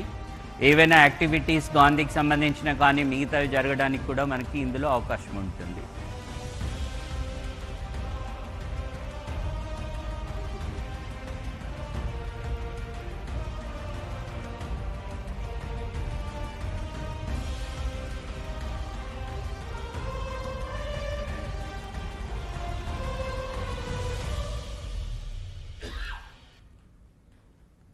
ఇది సుమారుగా 100 మీటర్స్ ఉంటుంది. గాంధీ గారి విగ్రహం దానికి ప్రపోర్షనేట్గా సుమారుగా 123 ఫీట్లు ఉంటుంది. సో దాని ప్రకారం ఇది చేయటం జరుగుతుంది. సో ఆల్రెడీ దీని డీటెయిలింగ్ కూడా అయిపోయింది. ప్రతి ఫ్లోర్లో ఏమొస్తుంది, ప్రతి లెవెల్లో ఏమొస్తుంది కూడా తీసుకోవటం జరిగింది. సో నెక్స్ట్ వస్తే డీకంజెస్టింగ్ హైదరాబాద్లో మనం హైదరాబాద్ గుండా వెళ్ళాలంటే, లోపల నుండి ఉన్నటువంటి రోడ్లలో వెళ్ళాలంటే ట్రాఫిక్ ఇబ్బందులు ఎదురవుతున్నటువంటి సందర్భంలో మరి alternate so many roads already మనం ప్లాన్ చేసాం, హెచ్ఎండిఏ నుంచి కానీ జిహెచ్ఎంసి నుంచి కానీ వీటన్నిటికన్నా ముఖ్యంగా మనకు రివర్ వెస్ట్ నుంచి ఈస్ట్కి ఫ్లో అవుతా ఉంది. వెస్ట్ నుండి ఈస్ట్కి పోతున్నప్పుడు ఎన్ని చోట్లైనా మనము ర్యాంప్స్ తీసుకుంటే లోపలికి వెళ్ళాల్సిన వాళ్ళు చాలా సులభంగా వెళ్తారు. ఒకవేళ వద్దు ఈ ట్రాఫిక్ని తప్పించాలి అని అనుకుంటే మనం గండిపేట నుంచి స్టార్ట్ అయ్యి ఒకవేళ గౌరెల్లి ఆర్ విజయవాడ హైవేకి వెళ్ళాలి అనుకుంటే మనము 91 కిలోమీటర్లు ప్రయాణం చేయాలి. ఇటువైపు నుంచి అయితే 69 కిలోమీటర్లు, సుమారుగా 70 కిలోమీటర్లు ప్రయాణం చేయాలి. కానీ ఒకవేళ గండిపేటలో స్టార్ట్ అయ్యి ఇక్కడి నుంచి మనం కారిడార్ ఏదైతే ఇప్పుడు ప్రపోజ్ చేశామో కేవలం 43 కిలోమీటర్లలో 45 నిమిషాలలో వెళ్ళటానికి వీలవుతుంది. సో ఇది 3 రకాలుగా ఉపయోగపడుతుంది. ఒకటి, మన ట్రావెల్ టైం తగ్గిస్తుంది. రెండోది, మన వెహికల్ ఏదైతే కన్జంప్షన్ చేస్తుందో డీజిల్ ఆర్ పెట్రోల్ అది చాలా తగ్గిపోతుంది, అంటే ఎకనామికల్గా వైబుల్ అవుతుంది. థర్డ్ది వచ్చేసి మనకు హైదరాబాద్ లోపలున్న రోడ్లలో డీకంజెస్ట్ అవుతుంది, అంటే అక్కడ కూడా ప్రయాణం చేసిన వాళ్ళకి కూడా మనం సదుపాయం ఇచ్చినట్లు అవుతుంది. సో ఎకనామికల్గా this is most important and viable project. So ఈ కారిడార్లో ఇప్పుడు ఫేజ్ 1లో మనం చేస్తున్నటువంటిది ఈ 2 స్ట్రెచ్లు చేస్తూ ఉన్నాం. ఫస్ట్ ఈ స్ట్రెచ్ ఎడ్ గ్రేడ్లో తీసుకుంటున్నాం. ఇక్కడ బుద్వేల్ జంక్షన్ ఒకటి ఇప్పుడు ట్రంపెట్ అవుతుంది. మొన్ననే హానరబుల్ చీఫ్ మినిస్టర్ గారు దానికి ఫౌండేషన్ వేశారు. హెచ్ఎండిఏ నుంచి చేస్తున్నారు. హిమాయత్ సాగర్ దగ్గర ఇక్కడ చేసి ఇక్కడ నుంచి at grade 100 feet wide road, 30 metre wide road వస్తుంది. ఇక్కడ నుంచి నార్సింగి దగ్గర నుంచి కూడా 100 మీటర్. ఇది నార్సింగి దగ్గర నుంచే కాదు, దానికన్నా ముందు గండిపేట వరకు వస్తుంది. ఈ గండిపేట నుంచి అది ఇటువైపు ఈ హైవే ఏదైతే మనకు కనబడుతూ ఉందో ఈ highway goes to Vikarabad and also Bijapur. So ఈ హైవేకి కూడా ఇది కలుస్తుంది. అది కూడా ఇప్పుడు వైడనింగ్ అవుతుంది, ఇక్కడ కలుస్తుంది. తర్వాత హైటెక్ సిటీ వెళ్లాల్సిన వాళ్ళు ఇప్పుడు ఏదైతే నియోపోలిస్ వస్తూ ఉందో ఇక్కడ నుంచి ఒక ఆమ్ మనకి శంకర్పల్లి రోడ్డుకు కలుస్తుంది. దానివల్ల నియోపోలిస్ పోవటం కూడా సులభం అవుతుంది. సో కంప్లీట్గా డీకంజెషన్ అండ్ కనెక్టివిటీ దీంట్లో తీసుకున్నటువంటి అదర్ ఆస్పెక్ట్. ఇది ఫేజ్ 1లో ఇక్కడి వరకు కంప్లీట్ అయిపోయిన తర్వాత దీన్ని యొక్క అలైన్మెంట్ కూడా కంప్లీట్ అయింది. దీని యొక్క డిపిఆర్ కూడా సపరేట్గా రెడీ అవుతుంది. అది నెక్స్ట్ ఒక 1 మంత్లో రెడీ అవుతుంది. ఆ తర్వాత దీన్ని మనం ఏదైతే ఓఆర్ఆర్ ఉందో express way, 8 lane express way, దాన్ని ఎలాగైతే మనము టీఓటీ పద్ధతిలో చేశామో దీన్ని కూడా అదే పద్ధతిలో చేయాలని చెప్పేసి ఆలోచించడం జరుగుతూ ఉంది. దానికే మన కుష్మన్ అండ్ విక్ఫీల్డ్ వాళ్ళు కూడా దానికి ఏ రకంగా ఫైనాన్షియల్ మోడలింగ్ చేయాలి కూడా వాళ్ళు చేస్తూ ఉన్నారు. Please run the video.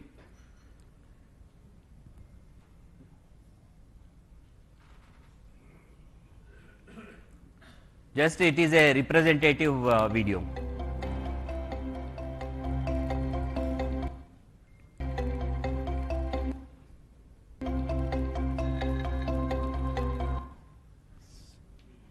Slow in.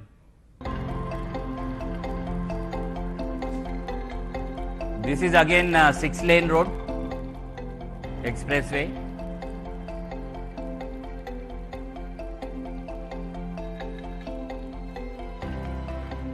This connects all these highways.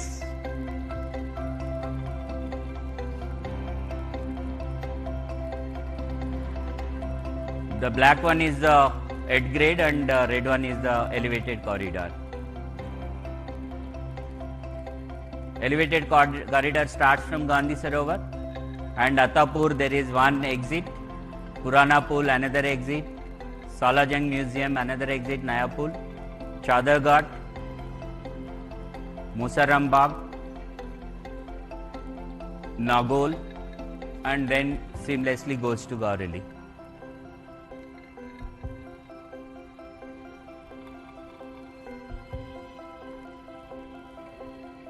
This is the left pavement road and this is the right pavement road. This is the Musi cross section. Purana Pool Bridge, how the exits are going to come. The previous one was at MGBS, over the metro rail.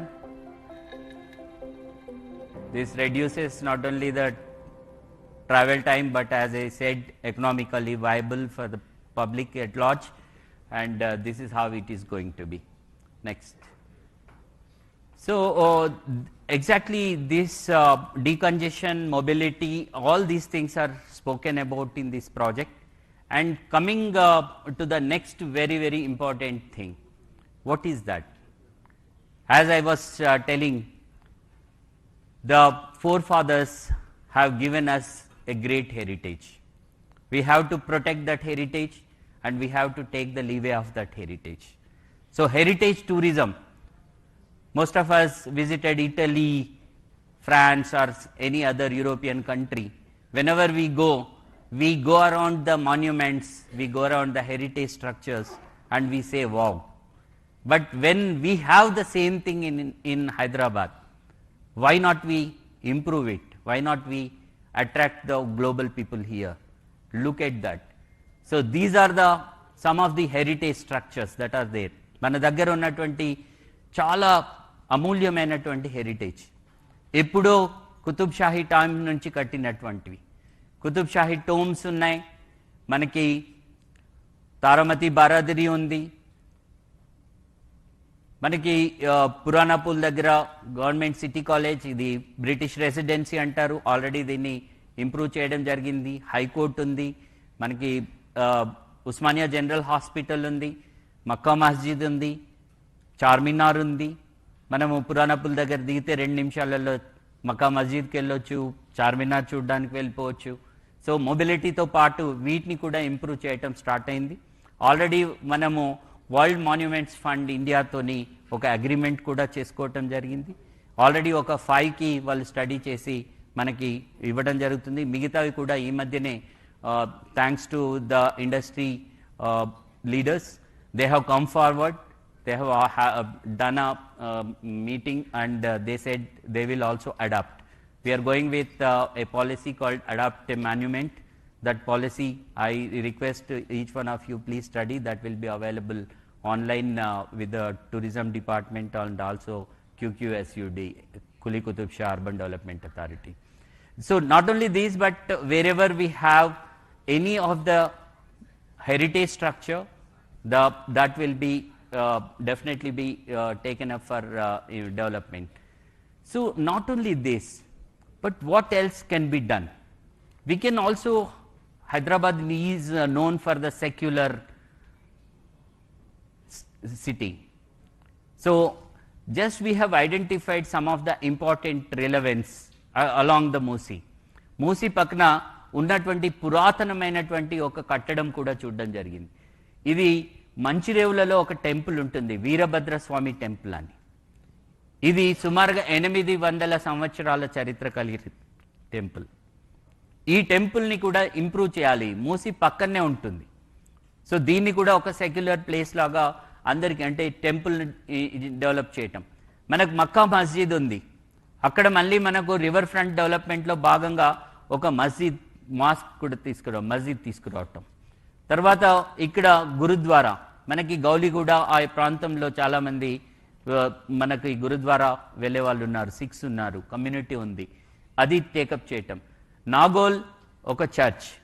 So secular connect కూడా, అంటే Musi is not only A river, but the river that connects the heritage, culture, tourism and also the secular things.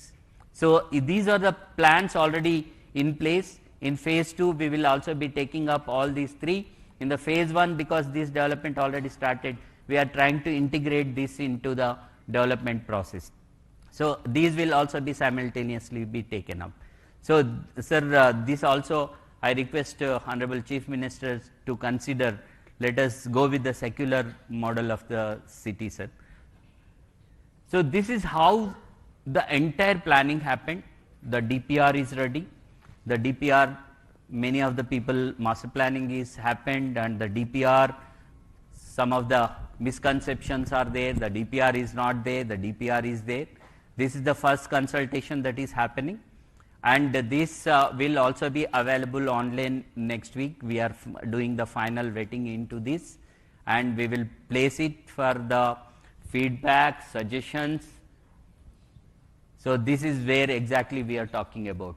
Every great river transformation was built on collective will. The collective will is very, very important. Please get into that. And I request all of you to come join us in turning this vision into reality. ఈ vision ని రియాలిటీకి తీసుకెళ్లడానికి మీరందరూ మాతో కలిసి పనిచేయాలని చెప్పేసి ప్రత్యేకంగా కోరుతా ఉన్నాం. So as I was mentioning, అందరూ దయచేసి మీ యొక్క ఫీడ్బ్యాక్, సజెషన్స్, ఇప్పుడు మా ఆలోచన ఏముంది అనే దాంట్లో డిపిఆర్ని ఫర్మ్ అప్ చేస్తూ ఉన్నాం. దాంట్లో తప్పకుండా మీరు ఇచ్చే సజెషన్స్ని, సూచనల్ని తీసుకొని దాంట్లో తప్పకుండా మేము ఇన్కార్పొరేట్ చేస్తాం. This is the website. ఈ క్యూఆర్ కోడ్ కూడా చేయొచ్చు. ఈ వెబ్సైట్ ద్వారా మీరు సజెషన్స్ అండ్ మీ ఫీడ్బ్యాక్ ఇవ్వాల్సిందిగా కోరుతా ఉన్నాను. Thank you so much. Thanks for listening to me patiently.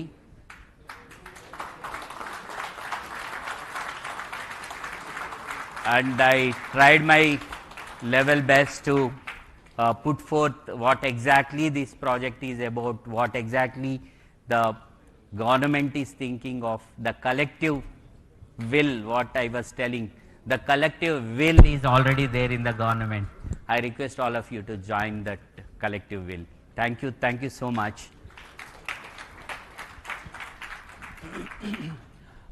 Now, in another 1-2 minutes, Honorable Chief Minister will give his views, thoughts, and address the August gathering. Thank you very much.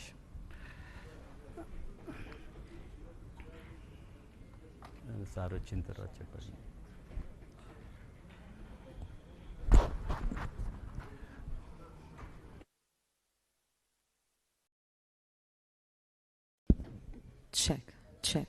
Can we put the podium mic on, please?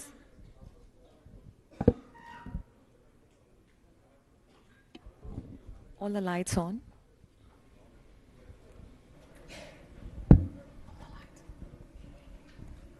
Check.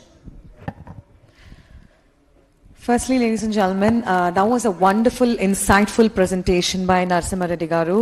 Big round of applause for him.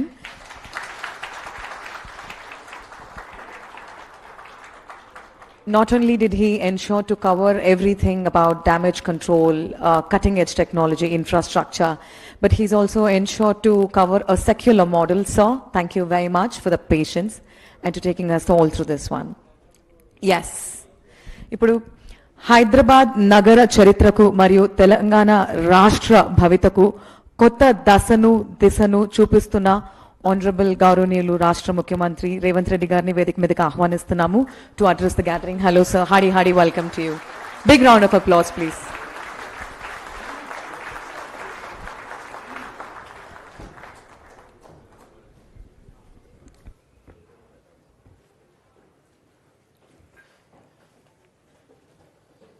Telangana రాష్ట్ర ప్రభుత్వం తరఫున Musi river development corporation ఒక power point presentation ద్వారా ఈ ప్రభుత్వం మూసీ నది ప్రక్షాళన కార్యక్రమాన్ని ఏ విధంగా ముందుకు తీసుకువెళ్తుందో సమాజానికి వివరించడానికి ఒక ప్రయత్నం చేసి ఈ ప్రయత్నంలో భాగంగా శాసన మండలి చైర్పర్సన్, శాసనసభ స్పీకర్, సహచార మంత్రివర్గ సభ్యులు, ప్రభుత్వ సలహాదారులు, పార్లమెంట్ సభ్యులు, శాసన మండలి సభ్యులు, శాసనసభ్యులు, ఈ దేశంలో ఉన్న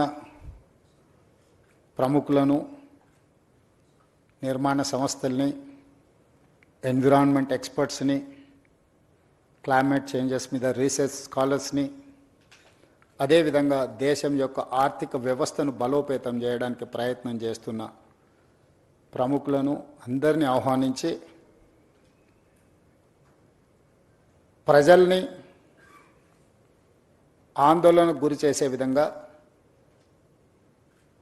కొంతమంది ఉద్దేశపూర్వకంగా ఇంకొంతమంది సంపూర్ణమైన సమాచారం లేకపోవడం వల్ల అసంపూర్తి సమాచారంతో అర్ధ సత్యాలను ప్రచారం చేయడం వల్ల ఒక రకమైన ఆందోళన చాలామంది మనసుల్లో ఉంది. అందుకే ముఖ్యమంత్రిగానే కాదు, మున్సిపల్ శాఖ మంత్రిగా ఈ శాఖను నిర్వహించేటప్పుడు ప్రజలు ఒక బాధ్యతతో, ఒక నమ్మకంతో, ఒక విశ్వాసంతో మమ్మల్ని నమ్మి అధికారాన్ని అప్పచెప్పినప్పుడు ఈ అధికారాన్ని కాపలాదారుగా ఉపయోగించడమే తప్ప ఈ అధికారాన్ని ప్రజల మీద ఆధిపత్యం చెలాయించడానికి, వినియోగించడానికి ప్రభుత్వం సిద్ధంగా లేదు అని చెప్పడానికే ఈ ఒక ప్రయత్నం చేయడం జరిగింది. ఈ ప్రయత్నంలో పర్యావరణాన్ని ఏ విధంగా పరిరక్షించుకోవాలా, చరిత్రను ఒకసారి గమనించినప్పుడు చరిత్రలో నాగరికత ఏ ప్రాంతంలో అభివృద్ధి చెందినా నదీ పరివాహక ప్రాంతంలోనే నాగరికత విలసిల్లింది. ఆర్థిక వ్యవస్థ అభివృద్ధి చేయడానికి అది సముద్రపు ప్రాంతం కావచ్చు, నదులు కావచ్చు, నీటి ప్రవాహంతో కూడుకున్న ప్రాంతాలు కావచ్చు, ఈ ప్రాంతాలే అత్యధికంగా అభివృద్ధి చెందడానికి ఈరోజు మన అందరం చూస్తూ ఉన్నాం. I have visited Thames River, I have visited Hudson River in New York, I have visited Thames River in London, I have visited Seoul, I have visited Singapore, I have visited Dubai, I have visited many places, including Ahmedabad, Sabarmati Riverfront. I have seen many places. I have understood what is required, what is our future plan. వీటన్నిటిని దృష్టిలో పెట్టుకొని మన రాష్ట్రము, మన దేశంలోనే కాకుండా ఇతర దేశాలలో అభివృద్ధి చెందిన దేశాలు, ఆర్థికంగా నిలబడ్డ దేశాలన్నిటిని కూడా గమనించి ఇతర రాష్ట్రాలు, ఇతర దేశాలు అభివృద్ధి పదం వైపు వేగంగా ప్రయాణం చేస్తుంటే ఇంకా మనం అభివృద్ధి నిరోధకులుగా మారి ఒక బృహత్ కార్యాచరణను తీసుకొని ముందు వెళ్లకుండా ఉంటే భవిష్యత్ తరాలు మనల్ని క్షమించవని ఆలోచన చేసి ఒక ప్రయత్నం చేద్దాము. ఈ మూసీ రివర్ డెవలప్మెంట్ ప్రోగ్రామ్ని మనం తీసుకోవాలని, ఈ ప్రోగ్రామ్ని ఒక బాధ్యతాయుతంగా నిర్వహించాలనే ప్రయత్నం చేస్తూనే ఉన్నాం. దాదాపుగా 27 నెలల మా ప్రభుత్వ ఏర్పాటు తర్వాత దాదాపుగా 2 సంవత్సరాల నుంచి నిరంతరం కొన్ని వందల వేల గంటలు నేను అధికారులతో కానీ, ఎక్స్పర్ట్స్తో కానీ, ఫైనాన్షియల్ కన్సల్టెంట్స్తో కానీ, ఎన్విరాన్మెంట్ కన్సల్టెంట్స్తో అందరితో కూర్చొని క్షుణ్ణంగా ప్రతి ఒక్క అంశాన్ని ఏ విధంగా ముందుకు తీసుకెళ్ళాలి, ఏ విధంగా ఈ రాష్ట్రాన్ని, ఈ నగరానికి ఒక గొప్ప చరిత్ర ఉంది. కులీ కుతుబ్ షాయిలు, నిజాం సర్కారులు హైదరాబాద్ నగరాన్ని నిర్మిస్తే, నిజాం అండ్ బ్రిటిషర్ సికింద్రాబాద్ నగరాన్ని నిర్మిస్తే, గత పాలకులు చంద్రబాబు నాయుడు గారు, రాజశేఖర రెడ్డి గారు హయాంలో సైబరాబాద్ నగరాన్ని నిర్మిస్తే ఈరోజు outer ring road inside core urban region దాదాపుగా 2100 స్క్వేర్ కిలోమీటర్స్, 1,34,00,000 జనాభా ఈరోజు నివసిస్తున్నారు. ఇంత జనాభాకు అవసరమైన తాగునీరే కానీ, పరిశ్రమలకు కానీ, అభివృద్ధి కోసం ఏ రకమైన ప్రణాళికలు చేపట్టాలని ఆలోచన చేసినప్పుడు కృష్ణానది జలాలను, గోదావరి నది జలాలను ఈ ప్రాంత ప్రజల యొక్క దాహార్తిని తీర్చడానికి స్వతంత్ర భారతదేశంలో మనం ప్రయత్నం చేసినాం. కానీ ఒక గొప్ప విషయం ఈరోజు గమనించాల్సిన అవసరం ఉంది. నిజాం రాజు అయి ఉండొచ్చు, చక్రవర్తి అయి ఉండొచ్చు, నిజాం గారి మీద రకరకాల అభిప్రాయాలు చాలామందికి ఉండొచ్చు, చాలామంది నిజాం పరిపాలన ఒప్పుకొని ఉండొచ్చు, ఒప్పుకోకపోయి ఉండొచ్చు. కానీ నిజాం ఒక విషయంలో మనందరం ఈరోజు ఆదర్శంగా తీసుకొని అభినందించాల్సినంత గొప్ప పనులు చేశాం.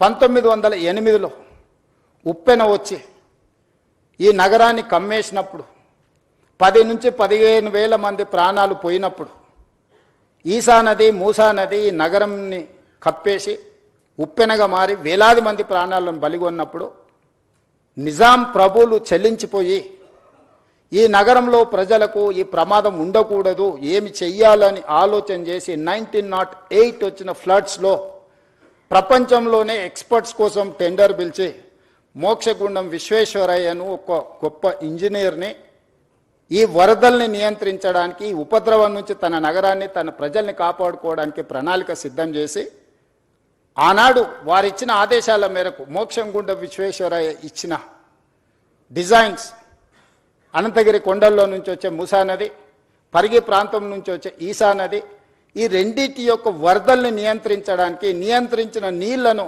ప్రజలకు ఉపయోగించడానికి ఒక పక్కన హిమాయత్ సాగర్, ఇంకొక పక్కన ఉస్మాన్ సాగర్ని నిర్మించి 1921 104 సంవత్సరాల క్రితం నిర్మించిన ఉస్మాన్ సాగర్, హిమాయత్ సాగర్ ఈ రోజుకి హైదరాబాద్ ప్రజల యొక్క దాహార్తిని తీరుస్తున్నాయి. 100 సంవత్సరాలు పూర్తయిన చెక్కు చెదరకుండా కట్టడాలు వరదల్ని నియంత్రించడమే కాకుండా హైదరాబాద్ నగర ప్రజల్ని కాపాడడమే కాకుండా ఈ నగరానికి వ్యాపారం కోసము, విద్య కోసము, ఉపాధి కోసం వచ్చే కోట్లాది మంది దాహార్తిని తీర్చే ప్రాజెక్టులుగా ఈరోజు ఒక గొప్ప మన్నన పొందిన ప్రాజెక్టులు నిజాం ప్రభు నిర్మించిండు. 110 సంవత్సరాల క్రితము నిజాం సర్కారే ఇంత గొప్ప విజన్ తోటి నదీ పరివాహక ప్రాంతాన్ని కేవలం తాగునీరు కోసం ఉపయోగించలే. Historical heritage structures Taramati Baradari నుంచి మొదలు పెడితే Charminar, Salar Jung museum, high court, city college, you name it anything, Quli Qutub Shahi tombs నుంచి మొదలు పెడితే ఒక గొప్ప సంస్కృతిని, వారసత్వ సంపదను, Osmania hospital, Osmania university, city hall, town hall, today it is council, member of legislative council 16th నుంచి అక్కడ నడపబోతున్నాం. స్వతంత్రం వచ్చిన తర్వాత మనం ఏర్పాటు చేసుకున్న మొట్టమొదటి శాసనసభ సమావేశాలు ఆ టౌన్ హాల్లోనే ఆ రోజు మనకు అవకాశం వచ్చింది. ఈ విధంగా ఒక గొప్ప వారసత్వ సంపదను, ఒక గొప్ప గుర్తింపును ప్రపంచంలోనే ఒక మేటి నగరంగా నిజాం సర్కారు మనకు అందించిన ఈ హైదరాబాద్ నగరాన్ని ఇలాగే వదిలేద్దామా? ప్రపంచంలో జరుగుతున్న పరిణామాలు, పర్యావరణ మార్పులను పరిగణలోకి తీసుకోవాల్సిన అవసరం ఉన్నదా లేదా మనందరం ఆలోచన చేయాలి. ఈరోజు నేను ఎవరిని విమర్శించదలుచుకోలేదు, విమర్శించిన సమయాన్ని నేను వృధా చేసుకోదలుచుకోలేదు, కానీ నేను విజ్ఞప్తి చేయదలుచుకున్నాను. 12 సంవత్సరాలు కేంద్రంలో అధికారంలో ఉన్నవాళ్ళు, 10 సంవత్సరాలు రాష్ట్రంలో అధికారం ఉన్నవాళ్ళు, అభివృద్ధి చేసి తెలంగాణ స్టేట్ని గ్లోబల్ ముఖ చిత్రంలో పెట్టినామని చెప్పేవాళ్ళు, లేకపోతే మాకు ఇంటర్నేషనల్ ఎక్స్పోజర్ ఉంది, లేకపోతే మాకు అపారమైన మేధా సంపత్తి ఉందని చెప్పేవాళ్ళు ఎందుకు ఈరోజు ఈ ప్రాజెక్టులను అడ్డుకునే ప్రయత్నం చేస్తున్నారు? ఎందుకు సూచనలు ఇవ్వడానికి ప్రయత్నం చేస్తలేరు? If I do something wrong, you tell me what is that wrong, you find out, you suggest.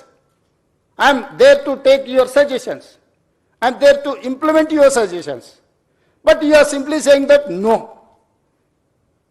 No is not solution for Musi Rejuvenation. This is what my answer. This is how I am going to react. ఈ రోజు ఏం చెయ్యాలనుకుంటున్నామో సాంకేతిక పరంగా ప్రపంచంలో ఎక్స్పర్ట్స్ని అందరిని ఒక దగ్గర కూర్చోబెట్టి, మన్హాటన్ నుంచి మొదలు పెడితే Cushman Wakefield, Rio, these are the world's best experts in financial consultants, in water reservation and construction side. So we are paying almost 160 crores for those consultants for this project. We have not appointed this consultant just like that. We have called global tenders. We have seen everything. We have seen their completion projects. ఇట్లాంటివన్నిటిని పరిగణలోకి తీసుకొని ఒక మంచి ఉద్దేశంతో ఈ నగరాన్ని రక్షించుకోవాలి. ఈరోజు 1,34,00,000 జనాభా ఉంది. 2050కి నెక్స్ట్ 25 ఇయర్స్లో, 24 ఇయర్స్లో 2,80,00,000 జనాభాకి మనం చేరుకోబోతున్నాము. ఈ ప్రజలకు అందరికీ కూడా జవాబు ఇవ్వాల్సిన బాధ్యత, ఈ ప్రజలకు మౌలిక వసతులను ఏర్పాటు చేయాల్సిన బాధ్యత మా ప్రభుత్వం మీద ఉన్నది, ప్రజలు ఎన్నుకున్న ప్రభుత్వం మీద ఉన్నది. ఆనాడు చంద్రబాబు నాయుడు గారు, రాజశేఖర రెడ్డి గారు ఔటర్ రింగ్ రోడ్డు, అంతర్జాతీయ ఎయిర్పోర్టు, హైటెక్ సిటీ, అంతర్జాతీయ స్థాయికి సంబంధించిన Microsoft, Infosys or any other Google లాంటి సంస్థల్ని ఈ నగరానికి తేకపోయి ఉంటే ఈరోజు మన ఆర్థిక వ్యవస్థ బాగుపడి ఉండేదా? ఈరోజు ప్రపంచంలో మనకు గుర్తింపు వచ్చి ఉండేదా?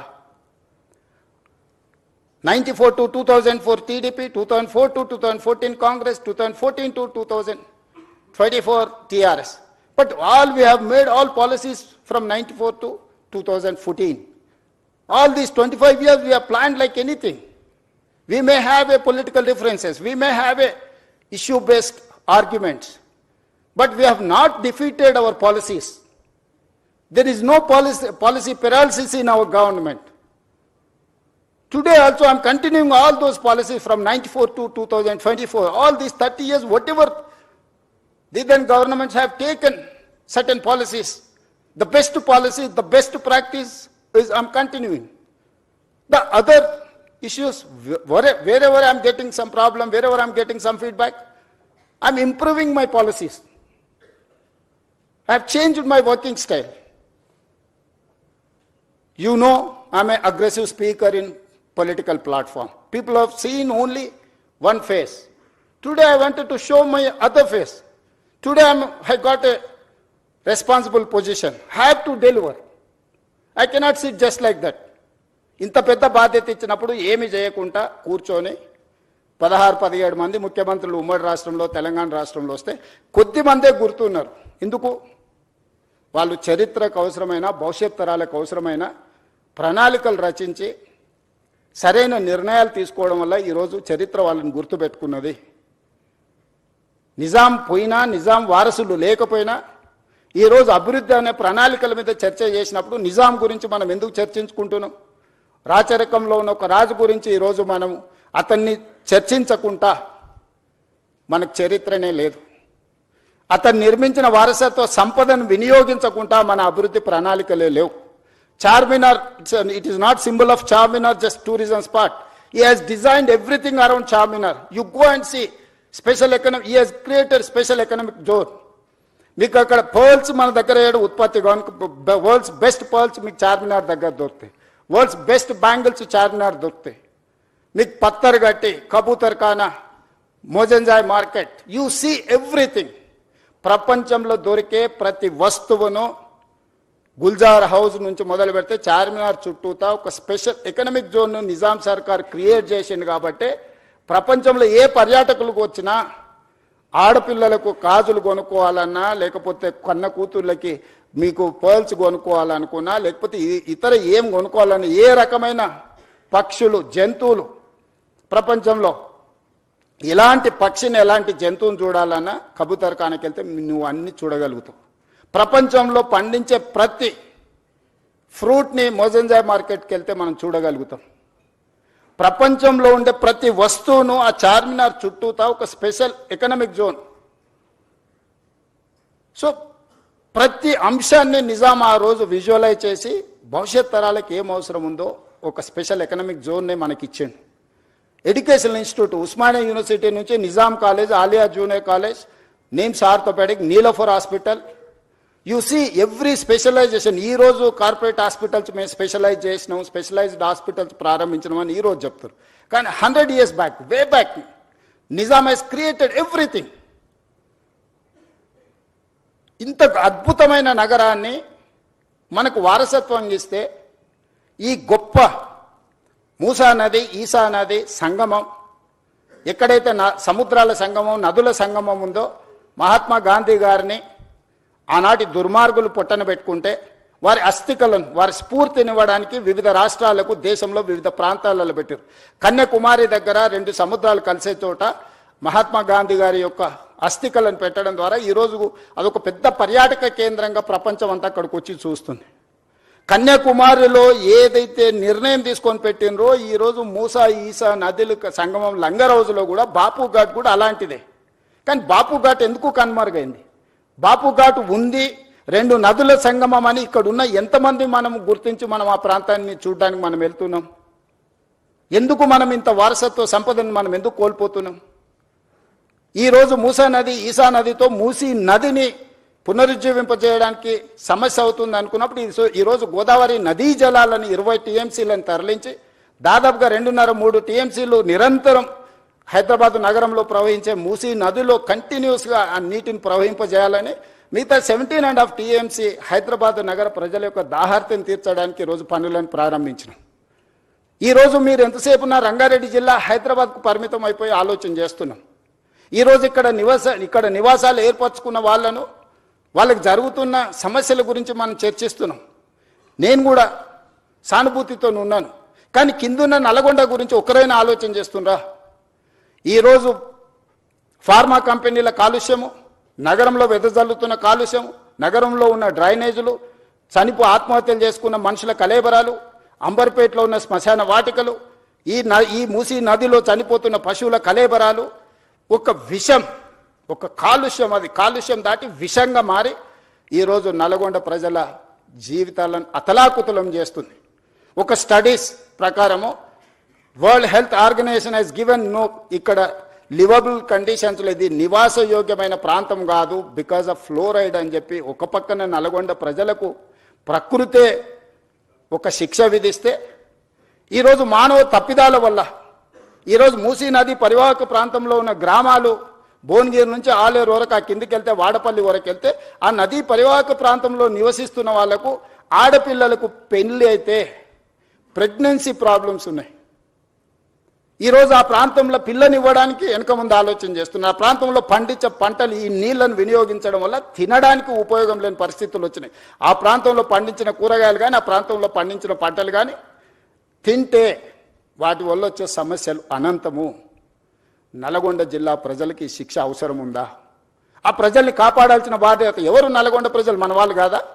మనతో లేరా? రంగారెడ్డి జిల్లాలో మొదలైన మూసా ఈసా నది హైదరాబాద్కు నగరకు రాగానే కలుషితం అయిపోయింది, వ్యర్థాలతో నిండిపోయింది. మానవ కలేబరాలతోని, పశువుల కలేబరాలతోని, పరిశ్రమలు వెదజల్లుతున్న కాలుష్యంతో ఈరోజు భరించలేని కంపు. ఒకనాడు ఎంత విశాలంగా ఉన్న మూసీ నది ఇవాళ మీకు అందరికీ హిస్టరీ అంతా, చరిత్రను అంతా కూడా మా అధికారులు మీకు చూపించే ప్రయత్నం చేసిండ్రు, వాస్తవాలను వివరించే ప్రయత్నం చేసిండ్రు. అలాంటి చరిత్ర ఈరోజు కాలగర్భంలో కలిసిపోతుంది. మన చరిత్రను మనమే ఉద్దేశపూర్వకంగా రాజకీయ అవసరాల కోసం, రాజకీయ ప్రయోజనాల కోసం దీన్ని చరిత్ర కాలగర్భంలో కలిపేద్దామా, లేకపోతే నగరం యొక్క చరిత్రను పునరుజ్జీవింపజేసుకుందామా?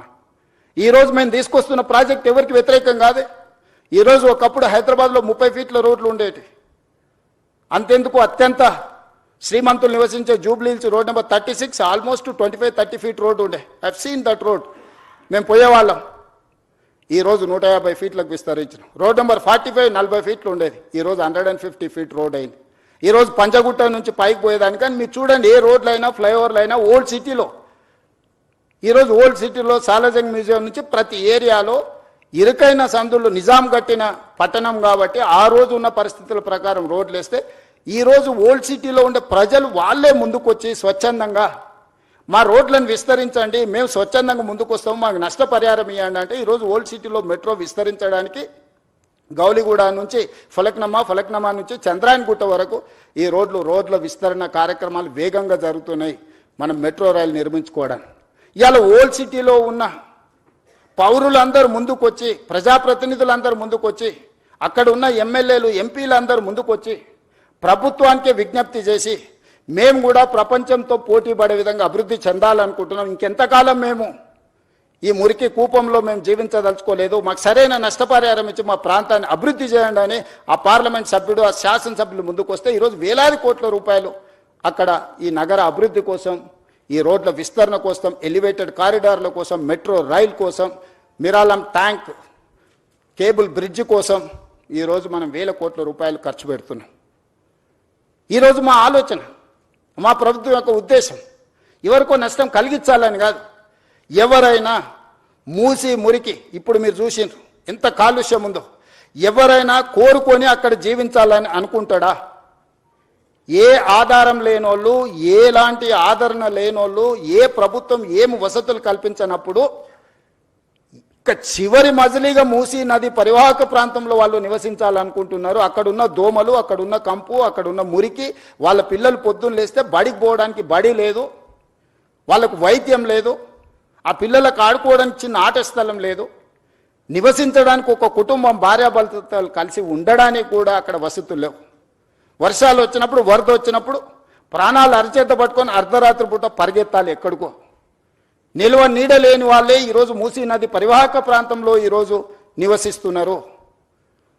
ఇవాళ మూసీ పరివాహక ప్రాంతంలో అటొక కిలోమీటర్ ఇటొక కిలోమీటర్ మొత్తం ఆక్రమించుకొని బుల్డోజర్లు తీసుకొచ్చి మొత్తం కూలగొట్టేస్తాడు రేవంత్ రెడ్డి అంటుండు. అసలు ఏమైనా చదువుకున్న వాళ్ళు లేకపోతే లోక పరిజ్ఞానం ఉండే వాళ్ళు మాట్లాడే మాటలేనా? Why should I do all those things? Government of India, central water commission, Jal Shakti ministry, they have notified certain norms. అది నేను చేసింది కాదు, కేంద్ర ప్రభుత్వం తీసుకొచ్చిన చట్టాలు. కేంద్ర ప్రభుత్వంలో అధికారంలో ఉన్న వాళ్ళు, పార్లమెంట్ సభ్యులు ఉన్న వాళ్ళు పార్లమెంట్లో చట్టం వచ్చినప్పుడు గొప్పగా ఉందని బల్లలు చేర్చి ఆ చట్టాన్ని చేస్తారు. ఆ చట్టాన్ని తెలంగాణలో ఇంప్లిమెంట్ చేస్తామంటే మేము అడ్డం పడతామంటారు. ఈ విచిత్రం, ఇలాంటి ఆలోచనలని మనమందరం నియంత్రించాల్సిన అవసరం ఉంది. మనం మాట్లాడాలి. బాగున్నది అనుకున్న వాళ్ళేం ఏమనడం లేదు, అడ్డుకోవాలనుకున్న వాళ్ళేం గట్టిగా అరుస్తున్నారు. ఈ రెండింటికున్న చిన్న తారతమ్యాన్ని ఈరోజు నదీ పరివాహక ప్రాంతాన్ని పునరుజ్జీవింపజేయడమే కాదు, నదీ పరివాహక ప్రాంతంలో ఒక సంస్కృతిని, ఒక కల్చరల్ కనెక్ట్ని, ఒక హెరిటేజ్ కనెక్ట్ని, ఒక ఎకనామిక్ జోన్ని, ఈరోజు లేక్ రిజర్వేషన్. నేను హైదరాబాద్ తీసుకొచ్చినప్పుడు చాలామంది చాలా రకాలుగా బాధపడ్డారు, చాలా రకాలుగా శాపనార్థాలు పెట్టిండ్రు. కానీ ఈరోజు ఏ లేక్స్ అయితే మేము రిస్టోర్ చేసినామో ఆ లేక్స్ని ఈరోజు అభివృద్ధి చేసి ప్రజలకు అంకితం చేస్తున్నప్పుడు వేలాది మంది వచ్చి మన కుక్కట్పల్లి నల్లచెరువు ప్రారంభోత్సవానికి పోతే బిల్డింగ్ల మీద నుంచి వేలాది మంది, నేను రోడ్డు మధ్యలో వెళ్తుంటే ఏదో పక్క దేశంతో యుద్ధం చేసి మనం సాధించి వస్తే వచ్చినప్పుడు వెల్కమ్ చేసినట్టు, లేకపోతే వరల్డ్ కప్ క్రికెట్ గెలిచిన ప్లేయర్ వస్తే వెల్కమ్ చేసినట్టు కాలనీలో అందరు ఆడపిల్లలు పెద్దలు అందరు వచ్చి స్వాగతం పలికాను. నల్ల చెరువు 100% ఆక్రమణకు గురై ఒక కలుషితమైన ప్రాంతంగా చేస్తే ధైర్యంగా ఏమన్నా కానీ పర్వాలేదు, ఎవరు ఏమైనా అనుకోండి అని చెప్పి బుల్డోజ్ చేసినాం. బుమ్రక్ దౌలా ఈరోజు ఓల్డ్ సిటీలో మన సర్దార్ వల్లభాయ్ పటేల్ అకాడమీ ఎదురుగ్గా ఒకప్పుడు ఆ బుమ్రక్ దౌలా నిజాం కుటుంబము తాగడానికి నీళ్లకు అక్కడ మెడిసినల్ ప్లాంట్స్ పెట్టి అక్కడ వాటర్ రిస్టోర్ చేసి ఫిల్టర్ బెడ్స్ పెట్టి వాటి నుంచి తీసుకొచ్చి అక్కడి నుంచే వాళ్ళ కుటుంబానికి తాగడానికి నీళ్లు తీసుకెళ్ళి అంత గొప్ప లేక్ని మొత్తం ఆక్రమించుకోవడమే కాబట్టి కలుషితం నిండిపోయింది.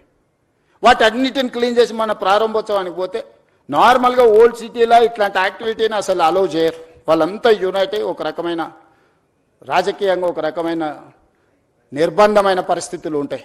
కానీ వాళ్ళే ముందుకు వచ్చి అక్కడ ఉండే ఎమ్మెల్యేలు, ఎమ్మెల్సీలు, ఎంపీలు అందరూ ముందుకు వచ్చి one of the best project మాకు ఇచ్చినావు, ఇంత అద్భుతంగా ఇది వస్తుందని మేము ఊహించలేదు. ఈరోజు వేలాది కుటుంబాలు ఇక్కడికి వచ్చి ఉదయం మార్నింగ్ వాక్ నుంచి ఈవినింగ్ సాయంత్రం అక్కడ జిమ్, ఓపెన్ ఎయిర్ జిమ్ పెట్టడం, మిగతా లేక్ ఎకానమీ కింద స్వయం సహాయక సంఘాలకు అక్కడ ఏర్పాటు చేయడంతో ఈరోజు ఆర్థిక వ్యవస్థ బలపడ్డది.